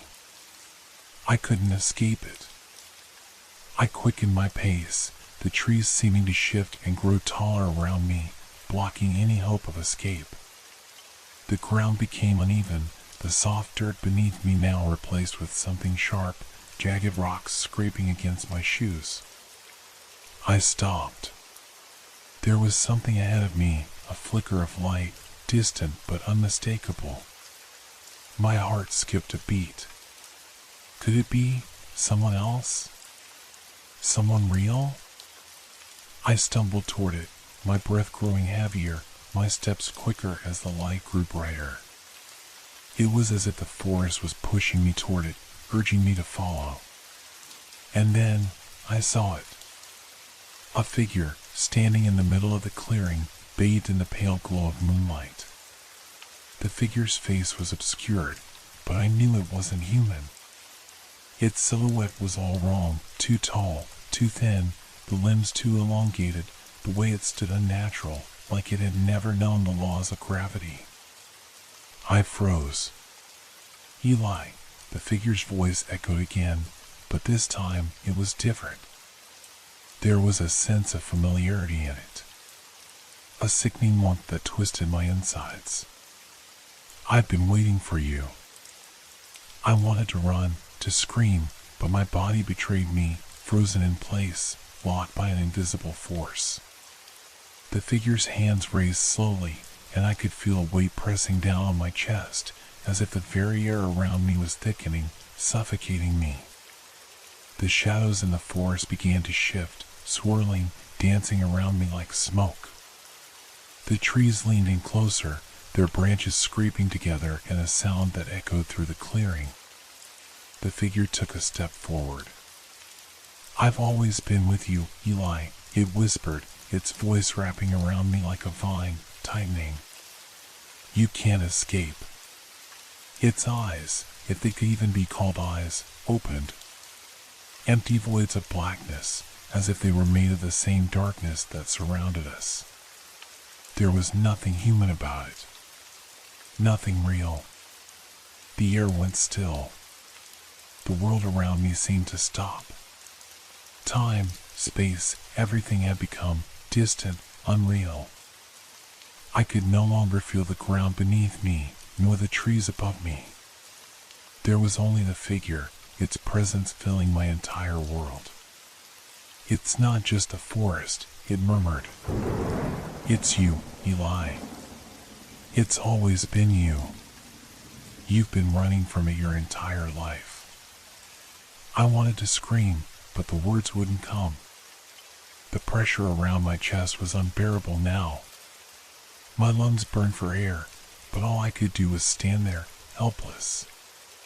The shadows closed in, swirling tighter, pulling at me from all directions. I could feel them against my skin, icy tendrils, like they were seeping into me, crawling beneath my flesh, taking root inside me. "I am the curse," the figure continued, its voice now a low, guttural growl. "And you are mine." I fell to my knees, gasping for air, my heart racing as my vision blurred. The trees, the shadows, the figure, it all seemed to dissolve, to stretch and twist until there was nothing but darkness. The darkness was everywhere now. It was inside me, beneath me, around me. It was inescapable. And then, just as quickly as it had come, everything stopped. The pressure lifted. The shadows receded. I opened my eyes. I was back in my room. The same room I had been in before, with the same walls, the same bed. But it wasn't the same. The air was still heavy, like it had never left me. The sense of something wrong lingered. I could feel it creeping at the edges of my mind, like a whisper I couldn't ignore. I looked down at my hands, expecting to see dirt, blood, something, but they were clean, trembling. I stood up, looking around the room, expecting to see the shadows again, expecting the figure to appear, but nothing moved. Everything was still, but it wasn't real. The voice still echoed in my mind. The laughter, the whispering, the curse. It had never left. I could hear it now, in my ears, in my head. Eli. And the last thing I saw before the darkness took me again was the reflection in the mirror. A face I didn't recognize. A face that was mine, but not mine. And the eyes. Empty, hollow, black eyes.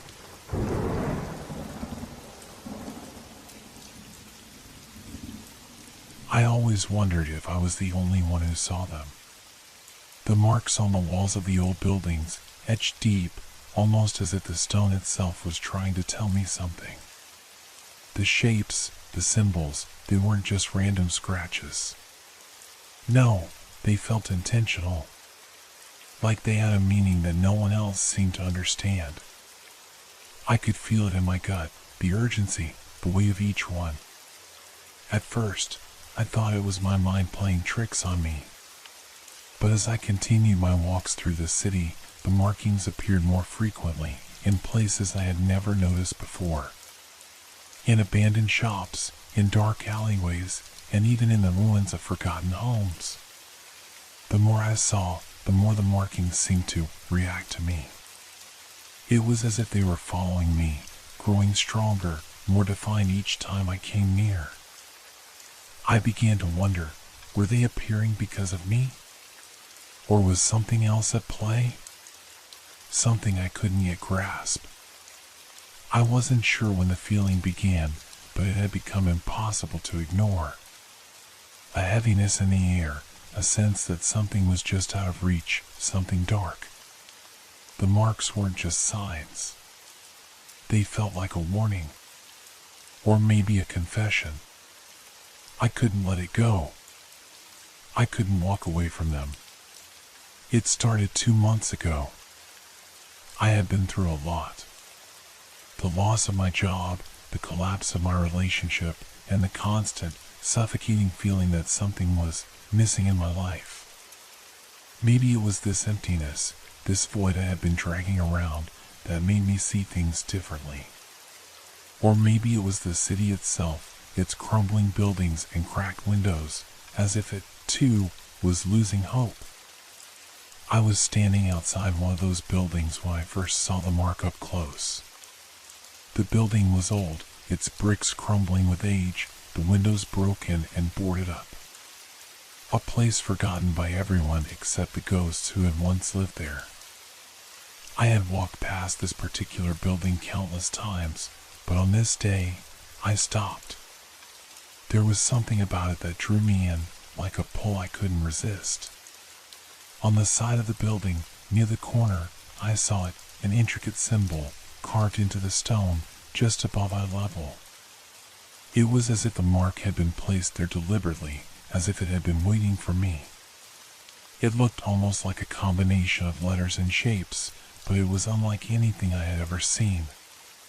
Its edges were sharp, precise, yet the texture of the stone surrounding it was uneven, as if it had been scratched out with force, desperation. I reached out, my fingers brushing against the cold stone. A chill ran through me, sharp and sudden. I pulled my hand back, but the sensation lingered. I didn't know why, but I felt like I needed to know more.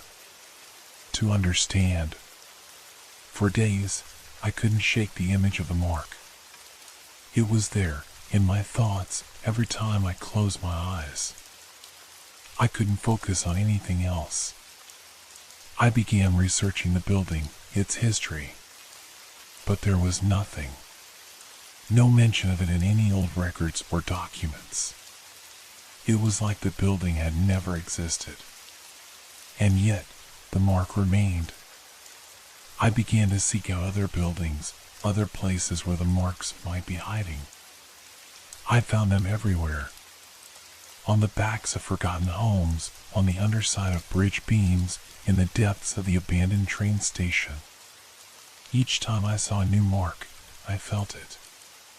A deepening sense of dread mixed with something else, something like recognition, like I had always known these marks, but had somehow forgotten. It was the absence of life in these places that disturbed me. The silence felt too thick, too heavy, as though the walls themselves were waiting, holding their breath for something. Something that had already happened.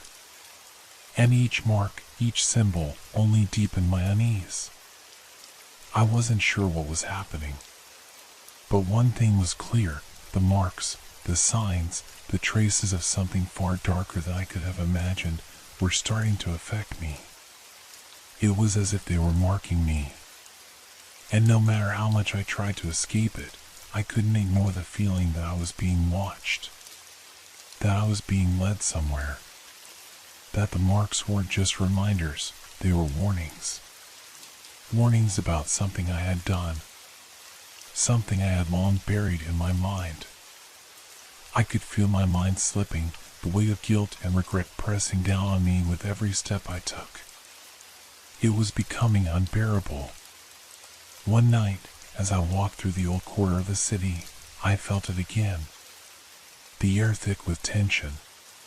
The street was empty, as it always was at this hour. But tonight, the silence was different. It felt like it was suffocating me. I turned a corner, and there it was. Another mark. This one larger, more complex than the others. It covered an entire wall of an old building, stretching from the sidewalk to the top of the structure. I couldn't understand what it was trying to say, but I felt it. A chill ran through my veins. I couldn't look away. And then, in the corner of my eye, I saw something shift in the shadows. A figure.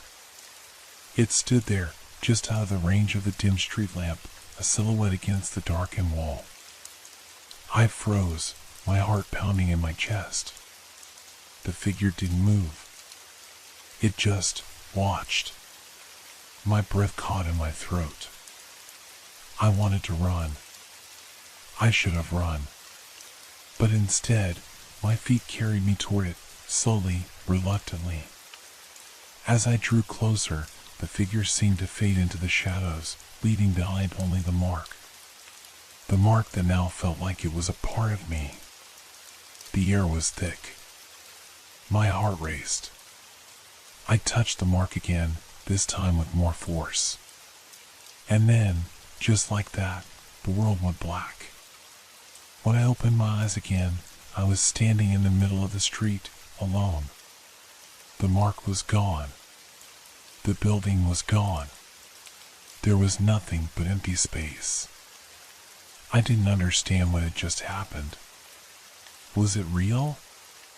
Had I just imagined it? But as I turned to leave, my gaze fell upon the ground. There, right in front of me, was the first mark, etched into the earth as though it had always been there, waiting. I woke up in my apartment the next morning, drenched in sweat, my heart still racing as if I had just sprinted through a nightmare. The dim morning light filtered through the cracked blinds, casting strange, jagged shadows across the floor.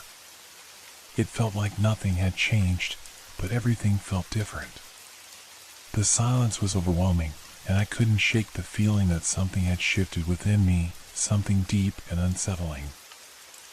I rubbed my temples, trying to push the feeling of dread that lingered, but no matter how hard I tried, I couldn't forget the figure in the shadows, the mark on the wall, and the whisper of something hidden just beneath the surface. My mind kept replaying that moment, the sensation of being watched, the air thick with some unknown presence. I tried to convince myself it was just my imagination, that I was overthinking things, that my recent struggles had pushed me to the edge. The city, the weight of everything I had lost, it was all getting to me. But the marks, they were real. I had seen them with my own eyes. And the way they seemed to appear out of nowhere, the way they seemed to draw me in, was no coincidence. I stood up and walked toward the window, looking out at the street below. The city was waking up, people moving about their daily routines, oblivious to the weight of the world I felt pressing down on me. The marks had started to invade my thoughts, but now they seemed to be everywhere I looked. They weren't just confined to old buildings or alleyways. It was as if the very fabric of reality itself was beginning to unravel. A strange thought crossed my mind. Was it possible that the marks were only visible to me? What if they weren't really there? What if I was losing my grip on reality? But I knew deep down that wasn't the case. They were real. I had touched them. I had felt the cold, the sharpness of the carvings. They were real, and they were speaking to me in a way I couldn't quite understand. I needed answers. I needed to find the source of these marks, to understand why they were following me. And perhaps, somewhere deep down, I hoped that by confronting whatever was behind them, I could finally find peace. That evening, I decided to visit the place where I had first encountered the mark, the old building with the large symbol carved into its side. I needed to see it again. Maybe this time, something would click and the answers I desperately sought would reveal themselves.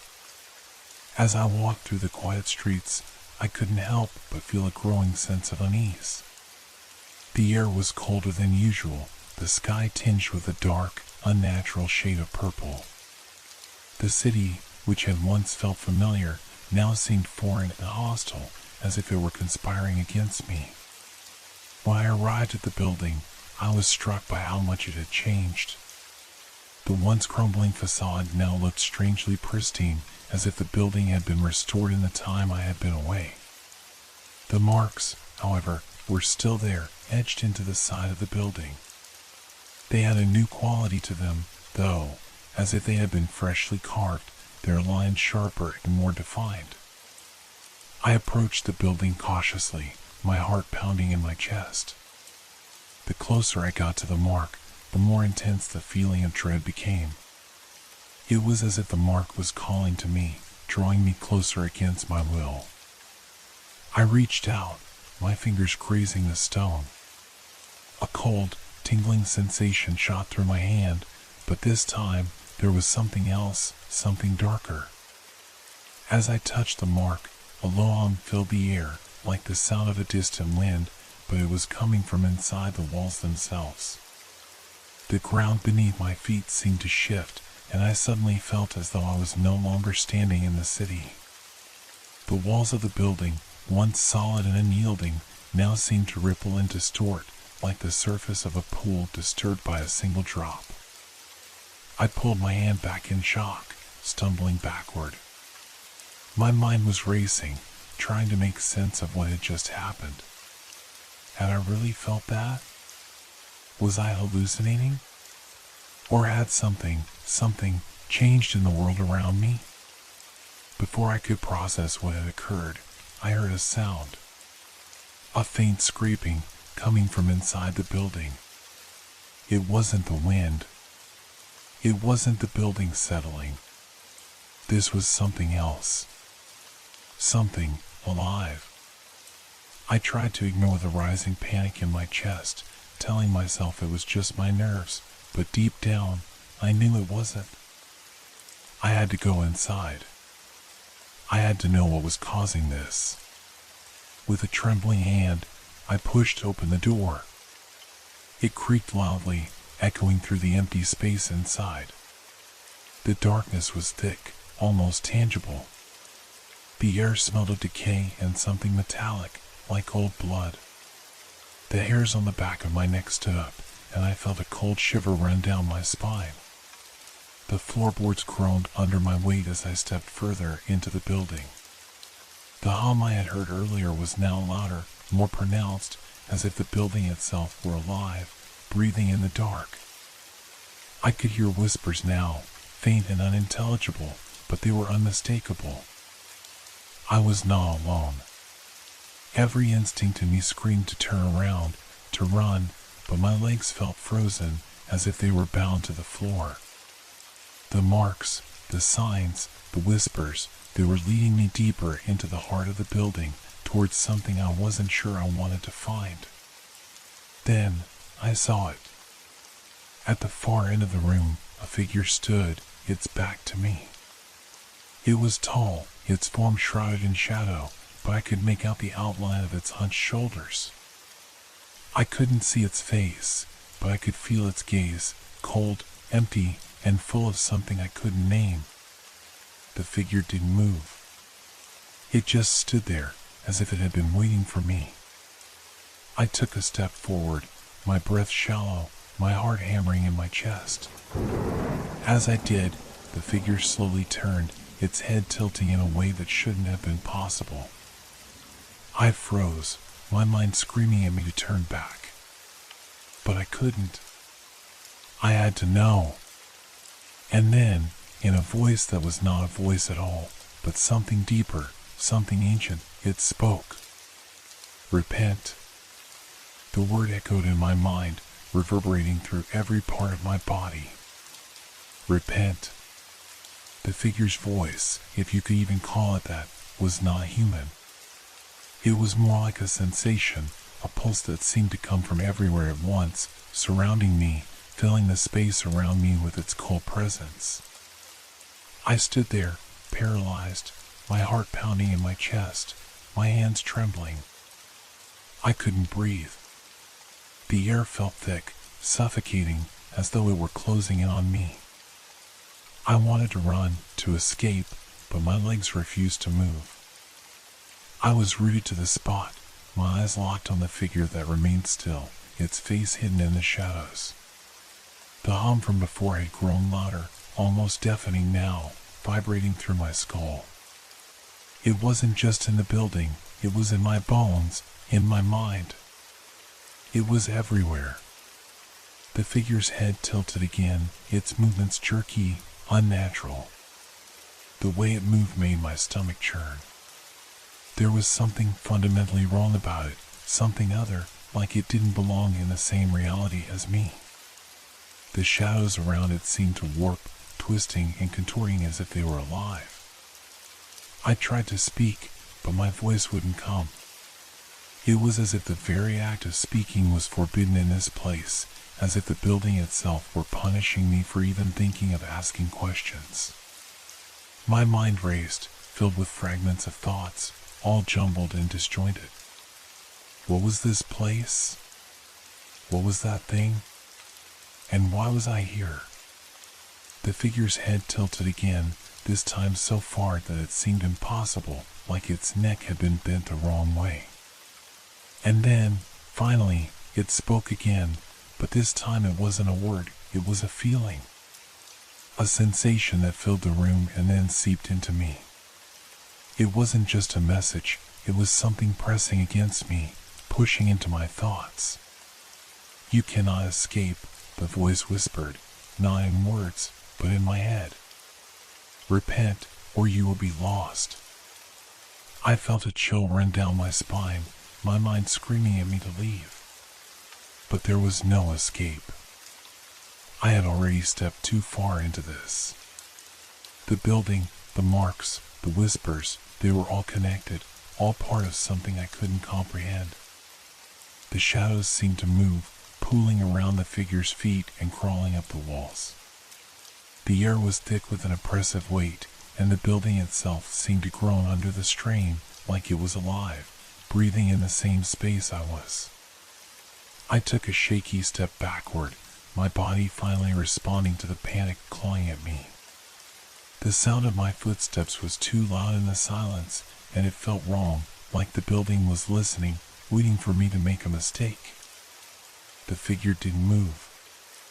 It just stood there, its presence so overwhelming that it felt like the very walls were pressing in on me. I knew, without a doubt, that I needed to get out of there. But I couldn't tear my eyes away from it. Something held me in place, something deeper than fear. I turned, my legs moving before my brain had fully processed what was happening. I stumbled, the floor beneath me uneven and creaking, and then I was running, my breath coming in ragged gasps. The door, the only way out, seemed impossibly far away, as if the building had grown larger in my panic. My mind screamed at me to keep going, to get out, but every step felt heavier, as if the very air itself was trying to hold me back. I reached the door and shoved it open, the cold night air hitting me like a slap in the face.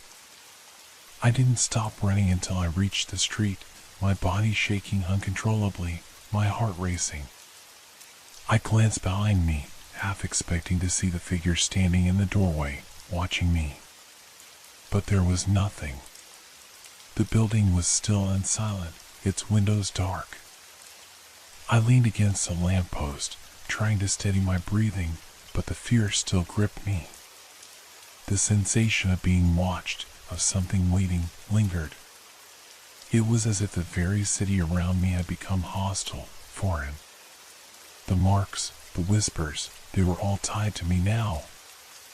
I couldn't escape them.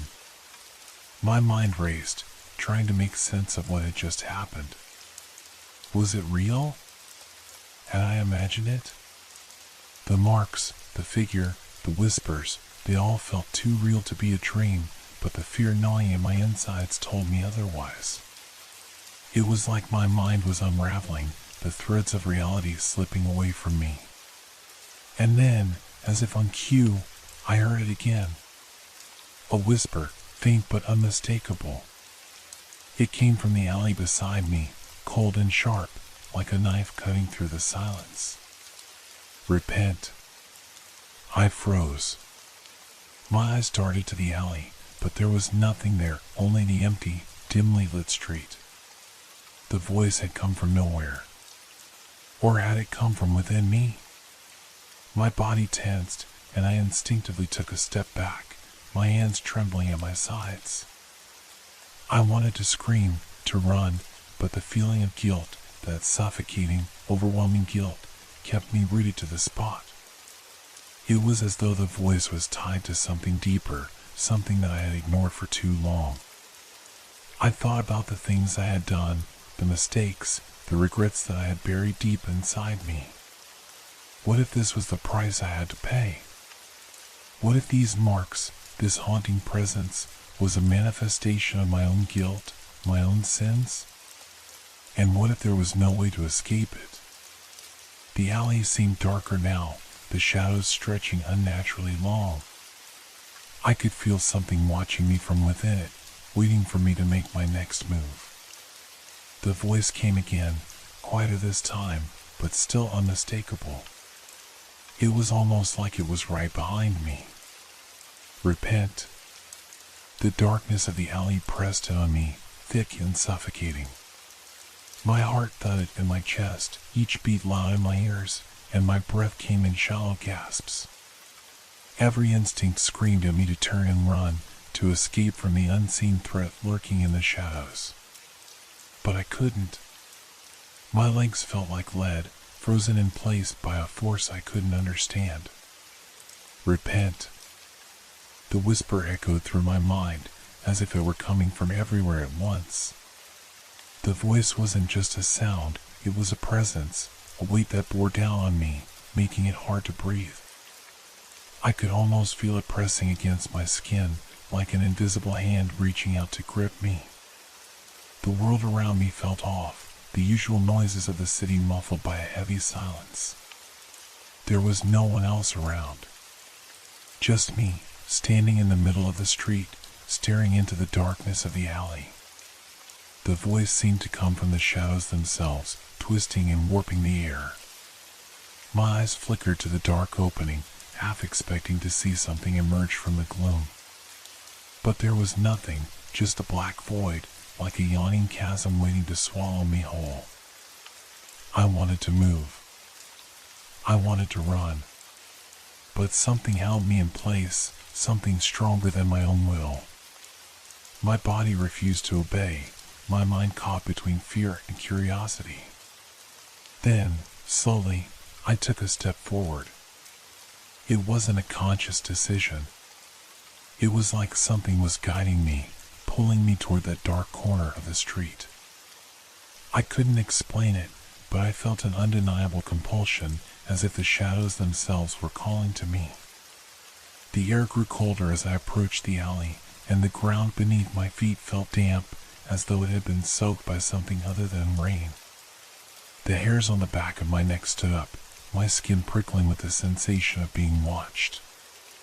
My thoughts raced, tangled with confusion and dread. Why was I doing this? Why couldn't I stop myself? And then I saw it. A figure, standing at the far end of the alley, just out of reach of the dim light. It was tall, its form unnaturally thin, and its posture was wrong, bent at impossible angles, like it had been twisted into shape. The shadows around it seemed to writhe, shifting and contorting as if they were alive, feeding off the figure's presence. I stopped in my tracks, my breath catching in my throat. This couldn't be real. It couldn't be. I must have been imagining it, hallucinating, driven mad by fear, by the guilt gnawing at my insides. But even as I told myself that, I couldn't tear my eyes away from it. The figure didn't move, didn't make a sound. It simply stood there, waiting. Then, I saw the marks. They were etched into the wall behind the figure, faint at first, but becoming clearer the closer I looked.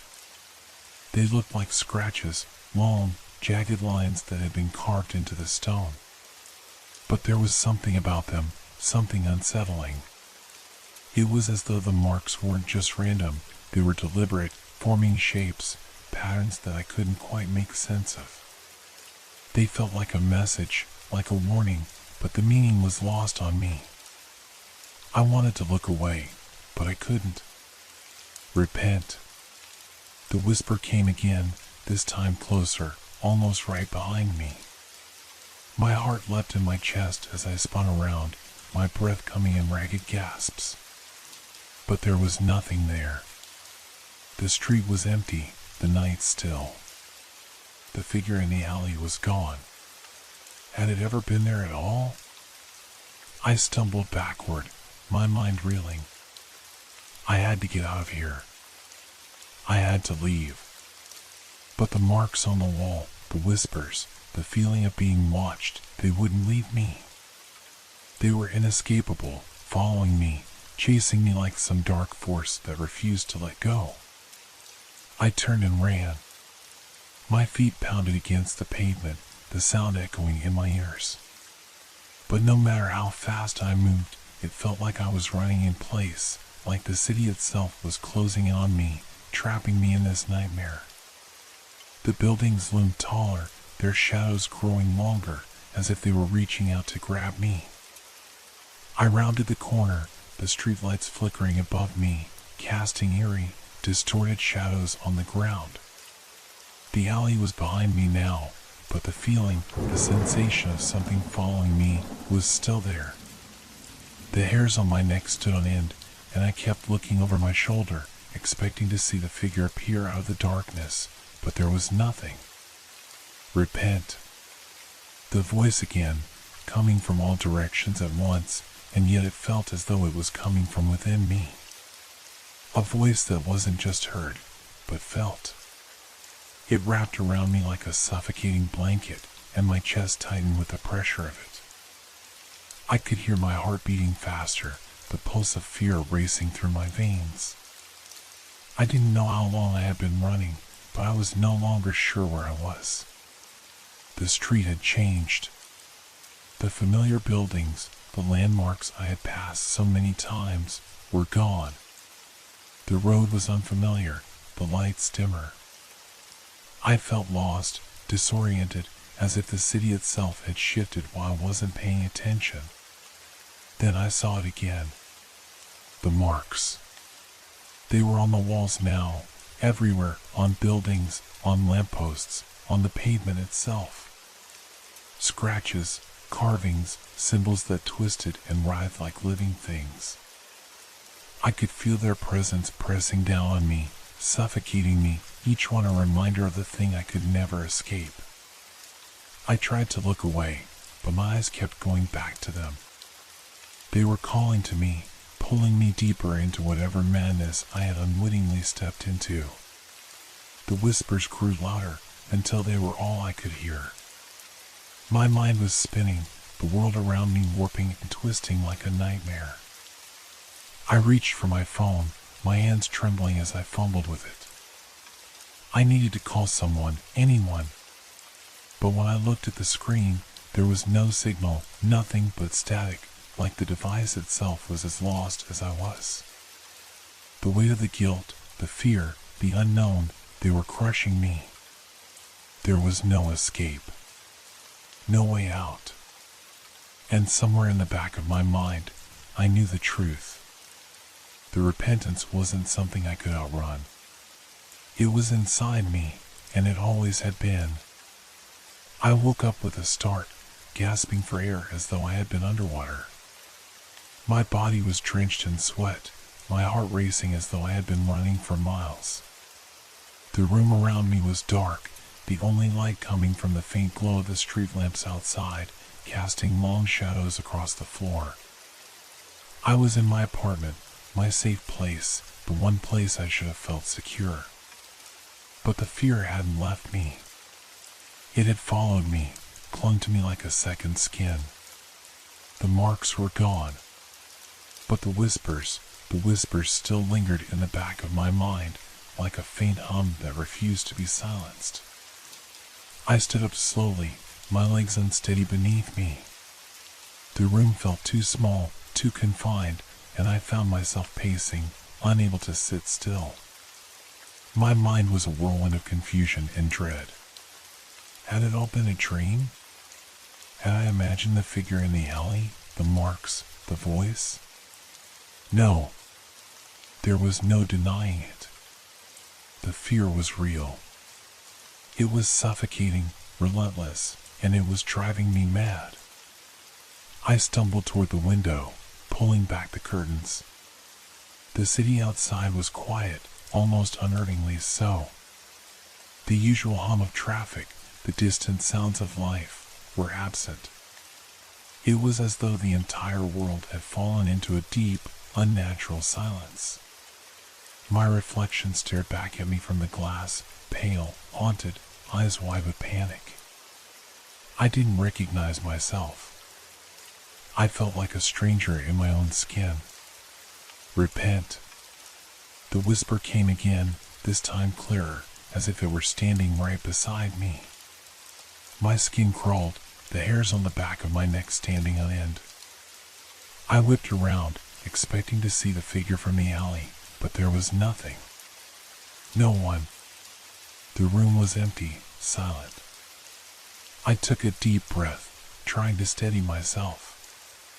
This was all in my head, I told myself. The stress, the guilt, it was all catching up with me. I had to push through it. I couldn't let it control me. But as I turned back to the window, something caught my eye. It was faint, barely noticeable at first, but it was there. On the glass. A mark. A scratch. I blinked, unsure if I was seeing things.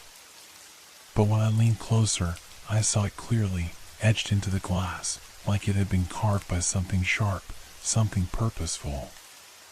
The same jagged lines, the same twisting shapes that had appeared on the walls of the alley. The same marks that had haunted me, that had followed me, that had become a symbol of something far darker than I could understand. Repent. The whisper came again, but this time it wasn't just in my head. It was in the room. It was real. The air grew cold, the temperature dropping so quickly that I could see my breath in front of me. I turned sharply, my eyes scanning the room, but there was nothing. Nothing but the marks on the glass, the chill in the air, and the overwhelming sense of being watched. I backed away, my mind racing. The figure from the alley. The marks. The whispers. They were all connected. There was something I wasn't seeing, something I wasn't understanding. But what? And why was it tormenting me? I had to know. I had to find out what was happening, even if it meant facing whatever this was head on. I grabbed my jacket and ran out the door. The streets outside were still eerily silent, the air thick with tension. I didn't know where I was going, but I couldn't stay in that apartment. I had to find the source of this madness. I had to confront whatever had been haunting me. As I walked through the city, the darkness seemed to close in around me, the buildings towering over me like silent witnesses to whatever was happening. The further I went, the more the world felt distorted, warped. The lights flickered, casting strange shadows, and the air felt heavy, like a storm was brewing just out of sight. And then I saw it again. The marks. They were on the walls of the buildings, scattered throughout the streets. At first, they were faint, barely noticeable. But the deeper I went into the city, the clearer they became. Jagged lines, twisted symbols, like something had been clawed into the very fabric of reality itself. They were everywhere, marking the path I was walking, leading me somewhere I wasn't sure I wanted to go.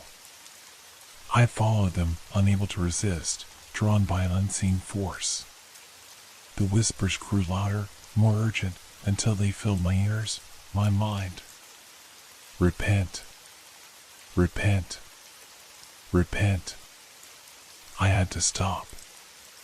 I had to understand. I reached out, touching one of the marks on a nearby wall, my fingers grazing the rough surface. It was cold, unnaturally so, and as I made contact, a jolt of electricity shot through me. My vision blurred, and for a moment, I felt as though I was falling through the air, lost in a whirlwind of shadows and whispers. And then, suddenly, it all stopped. I was standing in front of a door. A door I didn't recognize, a door that seemed out of place in the middle of the street. It was old, withered, its wood scarred and warped. The marks from the walls were now on the door, etched into the surface as though they had always been there. A voice, clear and sharp, cut through the silence. Repent. It was no longer a whisper. It was a command. I hesitated, my hand hovering over the handle.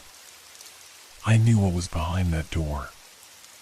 I knew that whatever lay beyond it would be the end of everything. But I had no choice. I had come this far. I turned the handle. The door creaked open. And then everything went black.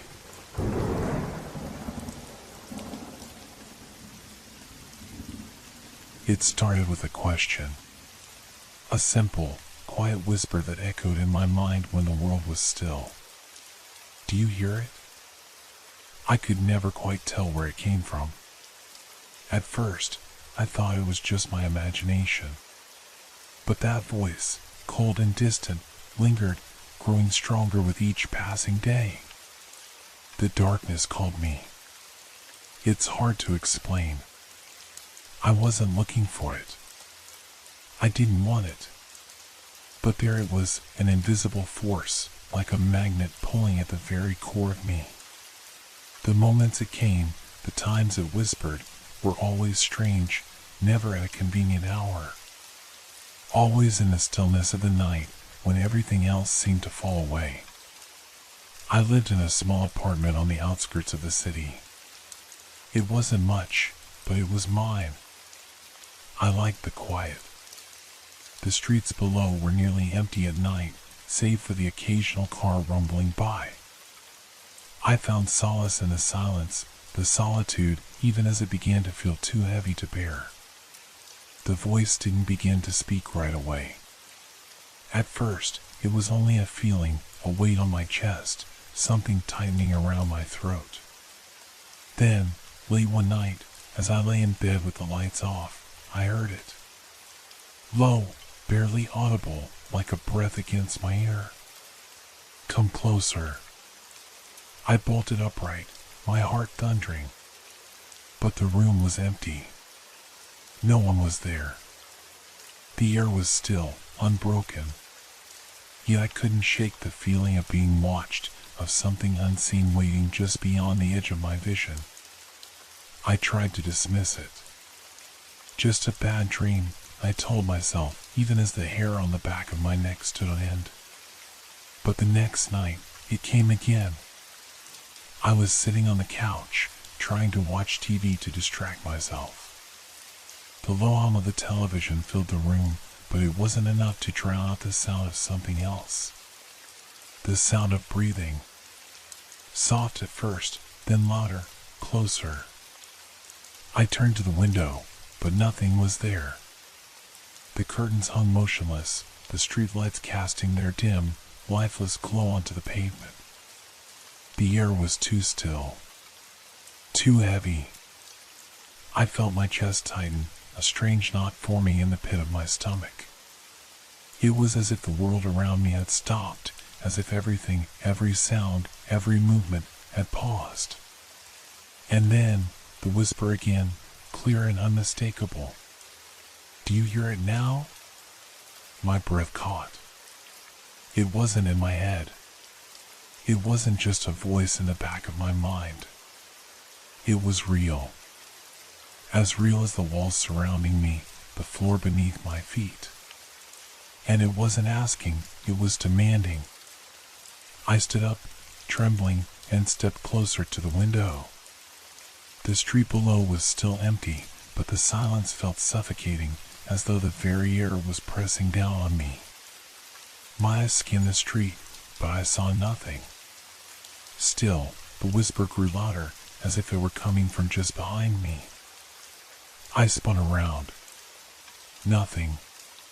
The apartment was empty, still, silent. But the unease, it clung to me.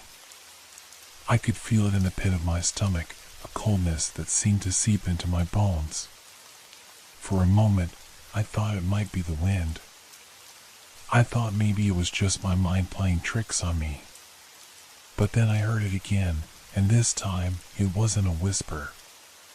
It was a command. Come to me. I felt it in the very marrow of my bones. The darkness, whatever it was calling me, and I couldn't run. It wasn't just a voice, it was an entire presence, something vast and ancient, stretching beyond the walls of my apartment and reaching deep inside me. For a second, I froze. My mind raced. I couldn't understand what was happening. But deep down, I knew that whatever this was, it wasn't something I could ignore. I tried to move, but the weight in the room kept me rooted to the spot.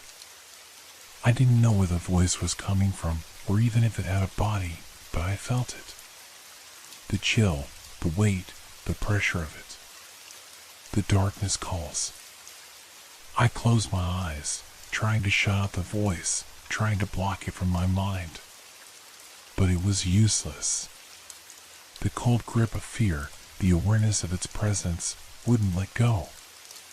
It was like a dream I couldn't wake from. Please, leave me alone, I whispered, my voice barely audible. But the voice, or whatever it was, only grew louder, more insistent. I stumbled backward, my pulse hammering in my ears.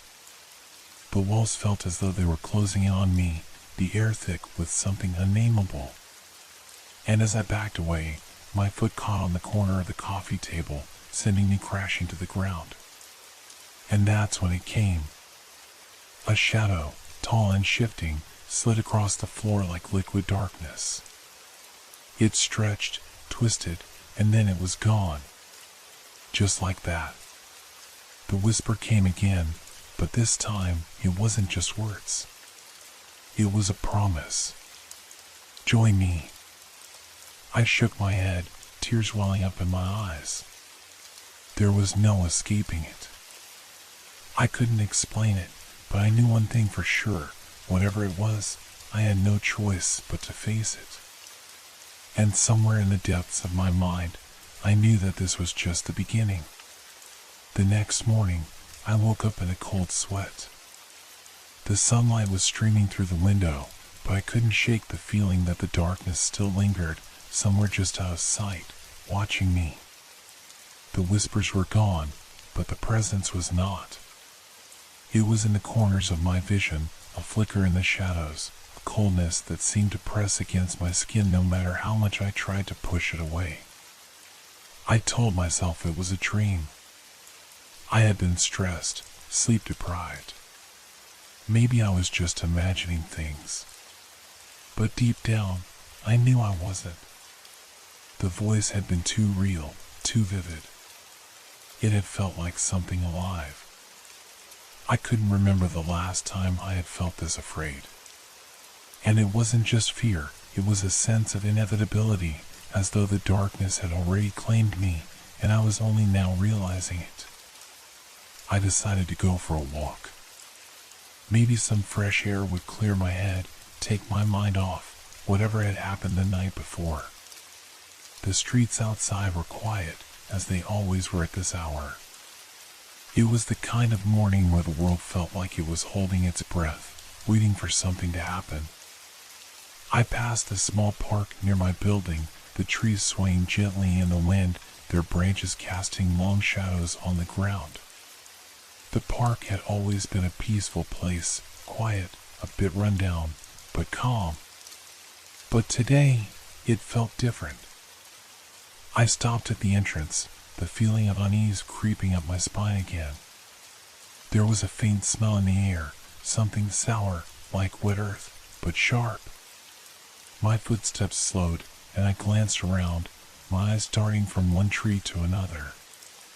The shadows in the park were deeper than they should have been, as though the sunlight wasn't able to penetrate them completely. And then, I heard it again. A whisper, soft but unmistakable. "Come closer." I froze. It was coming from the park, from somewhere near the trees. It was the same voice. The same cold, unfeeling voice. I looked around, half expecting to see someone standing there, watching me. But no one was there. The park was empty, silent, save for the wind rustling the leaves. Yet the voice persisted, beckoning me. I took a step forward, my heart hammering in my chest. Something about the voice felt wrong, like it was pulling me, drawing me toward it. Every instinct in my body screamed at me to turn around and run. But I couldn't. The ground beneath my feet seemed to shift with each step, the path in front of me warping, distorting, as though the very air was thickening. The trees loomed over me, their branches twisting in unnatural angles. The sun, which had been so bright only moments before, now appeared dim, its light struggling to break through the canopy above. "Come closer." The whisper was louder now, almost desperate, as though the voice knew I was hesitating. I felt something tug at my mind, a dark weight pressing down on my thoughts, urging me to give in. I stepped off the path, my feet sinking into the soft dirt of the park. My breath quickened. My senses were on high alert, but my body felt frozen, as if it had no control over what was happening. The air grew colder with each step, and the shadows around me stretched longer, closer, as though they were alive. And then I saw it. A figure, standing just beyond the trees. It was tall, impossibly tall, and its shape was hazy, like smoke. I couldn't make out any details, just the outline of something unnatural, something wrong. The figure didn't move, but I could feel its presence, like a weight pressing down on my chest, making it harder to breathe. I tried to step back, but my legs wouldn't move. It was as though I were rooted to the spot, unable to escape. The voice, now echoing in my mind, was louder than ever. "Come to me." I could feel it, whatever it was, calling to me, pulling at my very soul. My hands trembled, and my heart raced in my chest. Every fiber of my being screamed at me to run, to escape, but my body wouldn't listen. It was so close now. I could almost feel its cold breath on my skin. I blinked. When I opened my eyes, the figure was gone. The air was still. The park was quiet. The shadows had returned to their normal, harmless state. But the feeling didn't leave. It lingered. I stumbled backward, finally able to move again, my mind racing. What had just happened? Had I imagined it? Or had it been real? I didn't stay to find out. I ran, not looking back, my legs carrying me away from the park, from whatever I had just seen. The coldness, that oppressive feeling, didn't lift. In fact, it only grew stronger with each step, until it felt like the darkness was swallowing me whole. I knew then that the voice wasn't just in my head. It wasn't just a figment of my imagination. The darkness was real. And it wasn't done with me. I didn't sleep that night.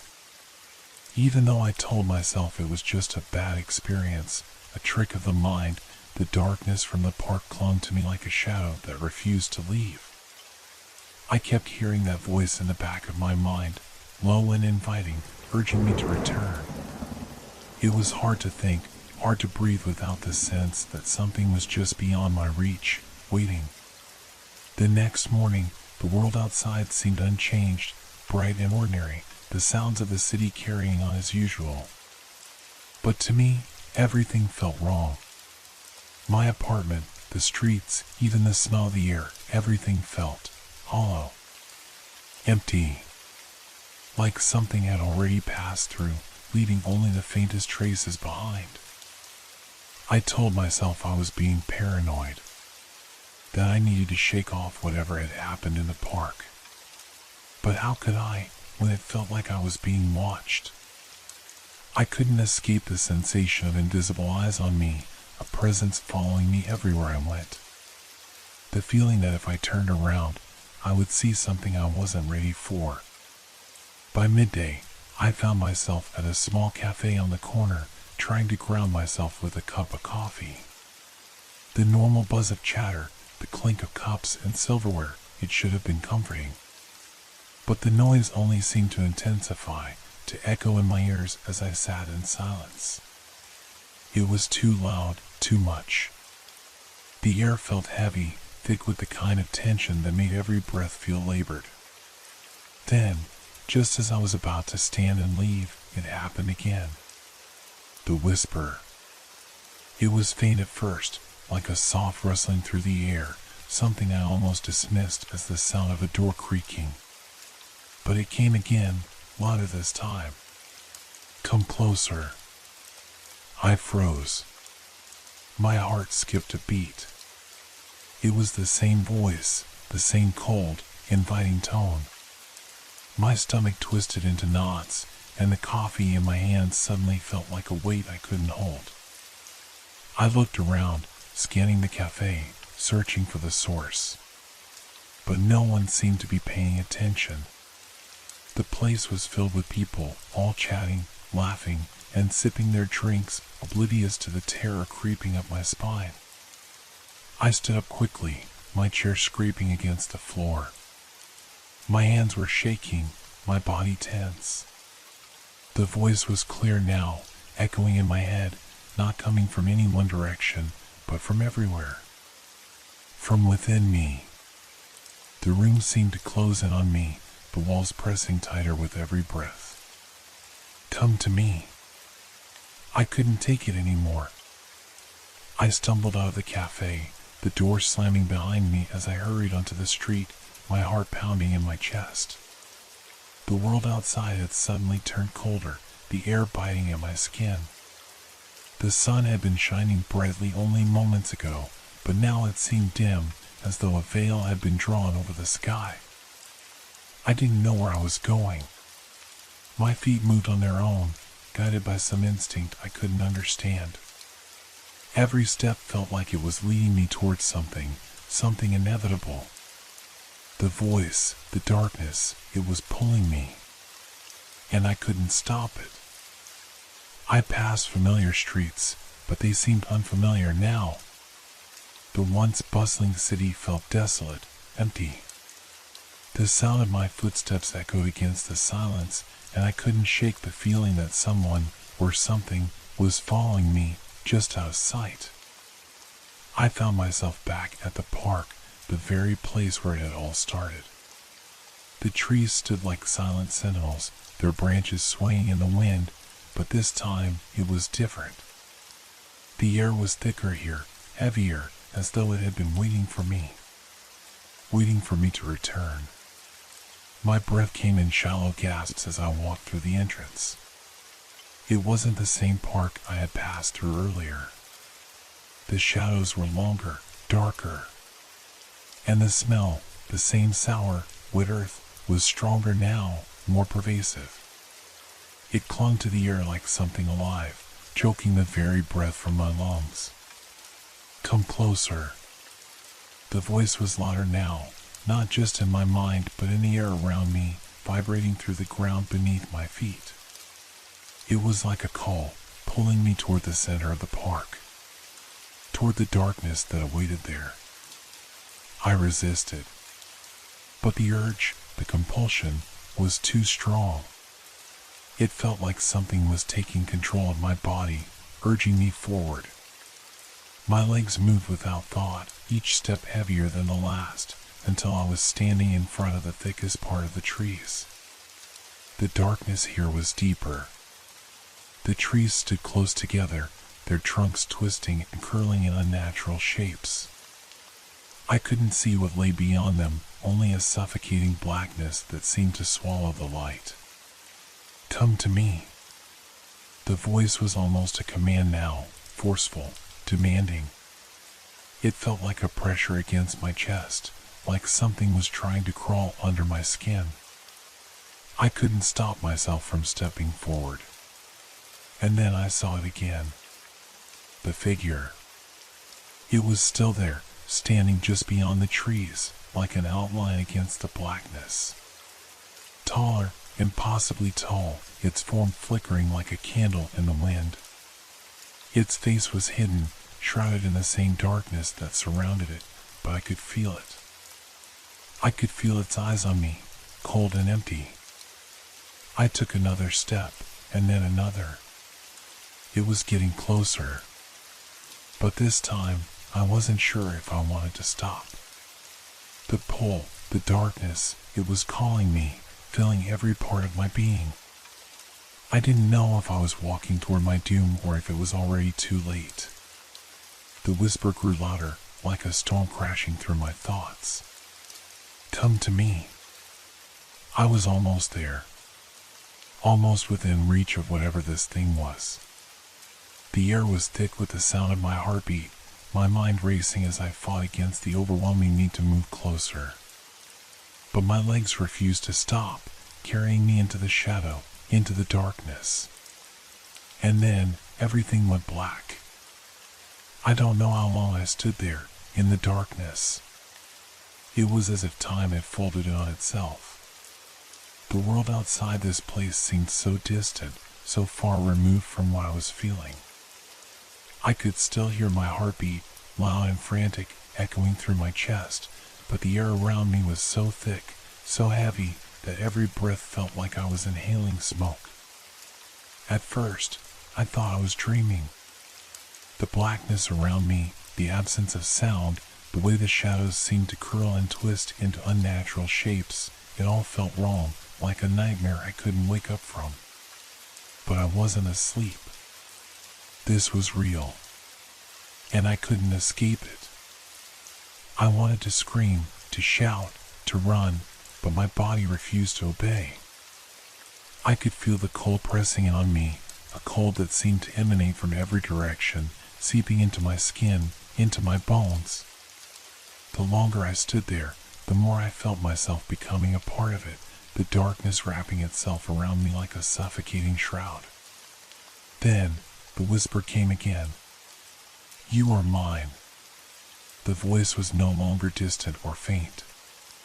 It was here, in the very air around me, vibrating through the space like it was being spoken directly into my mind. It was all I could hear, all I could feel. I didn't want to listen, but I couldn't block it out. The words were like a cold hand, gripping my soul and pulling me deeper into the abyss. I tried to move, to run, but my legs wouldn't respond. It was like they were rooted to the ground, trapped in place. Panic rose in my chest, and for a moment, I wondered if I was losing my mind. Was this real? Was any of this real? But then I heard something else. A sound, a subtle rustling in the darkness, followed by a low, almost imperceptible growl. My heart skipped a beat. I wasn't alone here. Something was in the shadows with me, moving just beyond my sight, watching me. I could feel its presence, cold and unsettling. I strained my eyes, trying to make sense of the shapes around me, but there was nothing, just endless blackness. And then, the growl came again, closer this time, a sound that seemed to rattle through the very air. I wasn't imagining it. Come closer. The voice was like a command now, sharp and insistent. The darkness pressed in tighter, wrapping itself around my chest, suffocating me with every breath. I couldn't escape. There was no way out. And then, I saw it. A figure, or at least, what I thought was a figure. Its shape was impossible to define, its outline flickering and shifting like smoke. It was tall, too tall, stretching upwards into the infinite blackness. But there was something else about it, something that made my skin crawl. It was like it was made of the very shadows around me, a being of pure darkness, with no features to distinguish it, no face, no eyes. Just a presence, an overwhelming feeling of malice. I froze, unable to move, unable to speak. It took another step forward, and I felt the temperature drop even further, the cold cutting through me like icy blades. I could hear the sound of its footsteps, slow, deliberate, each one echoing in the void, a reminder of how alone I was. You belong to me now. I couldn't tell if the voice was coming from the figure or if it was in my mind, but it didn't matter. The words cut through me like a knife. My body trembled, every nerve screaming at me to run, to escape, but I was paralyzed. Trapped in this dark, suffocating world. The figure moved closer, its presence growing stronger, its form becoming more solid with each passing second. I could feel the weight of its gaze, though there were no eyes to see. It was as if it was looking into the deepest parts of my soul, pulling at every fear, every doubt I had ever held. I tried to speak, but no words came out. My throat was dry, my mouth numb. I tried to move my hands, to claw the air, to break free of whatever hold it had on me, but my arms were like lead, my fingers unable to twitch. You cannot escape. It was everywhere now, the voice, the presence. It was inside me, around me, all at once. I could feel it in my chest, in my lungs, in the very core of my being. My heart raced faster, the fear flooding my veins, but it was useless. I was drowning in it. And then, just as I thought I couldn't bear it any longer, the figure reached out. Its hand, if it could even be called that, was a mass of writhing shadows, like tendrils of smoke twisting into a shape that barely resembled a human limb. It moved with an unnatural fluidity, stretching toward me with a speed that was impossible to follow.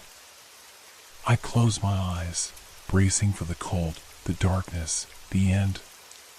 But instead, I felt a touch. A cold, bone-chilling touch, like ice against my skin. It wasn't physical. It was deeper than that, as if it was touching something inside me, something hidden in the darkest corners of my mind. You are mine, the voice whispered again, this time with a finality that echoed through every fiber of my being. The world began to spin, the shadows warping around me, pulling me down. I didn't know if I was falling or if I had already fallen, but I couldn't tell what was real anymore. The darkness had consumed me completely, and I was nothing more than a whisper, a breath in the void.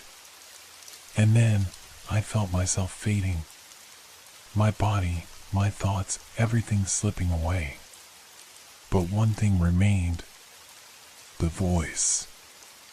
You will never leave. When I opened my eyes, I wasn't sure what to expect. I had no memory of how I got here, no sense of where I was, or if I was even alive. The darkness that had consumed me was gone, but its weight still lingered, pressing on me from every side. It was as if I was suspended in a void, neither here nor there, a place where nothing existed except me and the feeling of dread that hung in the air. I tried to move, but the sensation of being watched never left. It was subtle at first, a shift in the air, a faint chill crawling up my spine, but it grew. And with it, the realization crept in. I was not alone. The room, if it could even be called that, was empty. Bare walls stretched endlessly in all directions, covered in peeling, faded wallpaper that seemed to shift in the dim light, like it had been torn from a forgotten memory. The floor beneath me was cold, smooth, like stone. There were no windows, no doors, no way in or out. Just an oppressive, suffocating stillness. And then I heard it. A soft thud, like something heavy being dropped, echoing in the distance. It sent a jolt of panic through me, my pulse racing, my breath shallow. The sound was too familiar. Too real. It wasn't just an echo. It was something moving, something living, something waiting.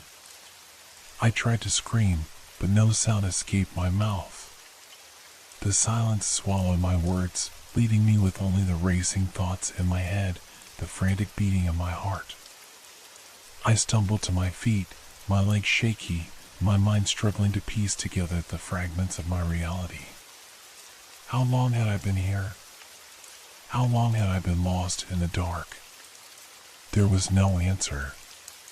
Just the growing presence of something unseen, something creeping closer, wrapping itself around me like a suffocating fog. The thudding sound grew louder, closer. It wasn't just a noise. It was a force. It resonated through the floor, through the walls, like it was vibrating the very air around me. My instincts screamed at me to run, to flee, but where could I go? There was no escape. No way out of this place. This place where reality bent and twisted into something unrecognizable. Then, I saw it. A shadow. At first, it was just a flicker in the corner of my eye, a dark shape moving against the backdrop of the walls. But as I turned toward it, the shape grew more defined. It was a figure, tall, looming, its outline shifting, melting into the darkness around it, as if it wasn't fully of this world. I couldn't move. I couldn't breathe. It was like the air itself was thickening, becoming more viscous, harder to pull into my lungs. The figure seemed to stretch out before me, its presence engulfing the space, its form bending and warping like liquid darkness. It had no face, no eyes, no features to identify it, but I knew what it was. It was the same thing that had tormented me in the void, the same thing that had whispered to me. The thing that called me. You cannot hide from me. The voice echoed, deeper now, more resonant. It reverberated through my bones, through my soul, as if it was pulling me into its very being. My skin prickled, the hair on the back of my neck standing on end. I wanted to look away, to turn and run, but my feet were glued to the floor, my body frozen in place. You belong to me, it whispered, and I could feel the darkness pressing in around me, its weight becoming unbearable. It was suffocating, choking the life out of me. I gasped, struggling to take in air, but it was as if the very atmosphere was draining me, drawing the life from my body.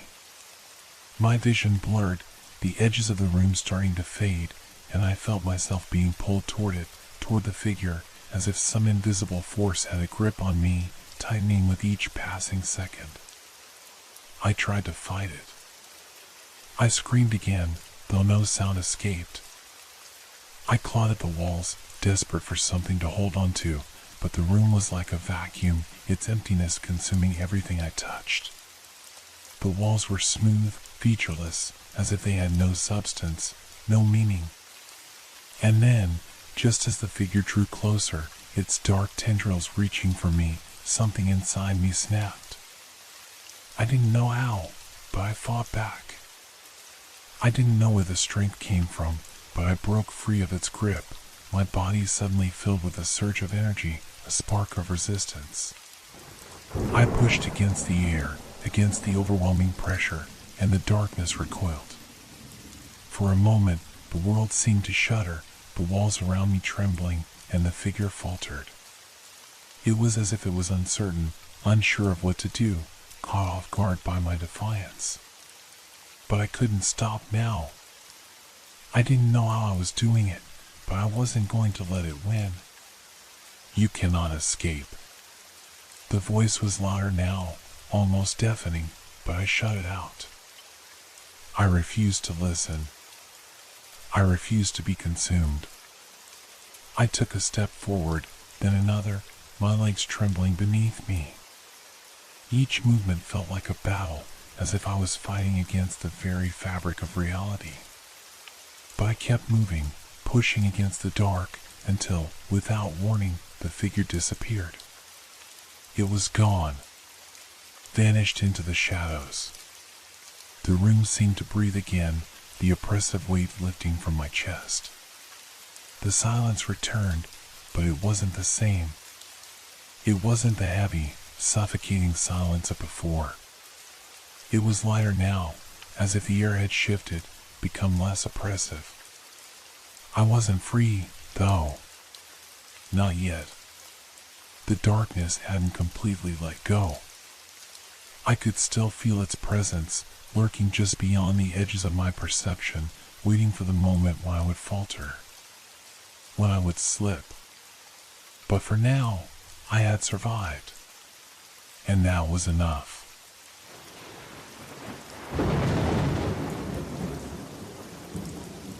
Hope your dreams are filled with fear. Good night.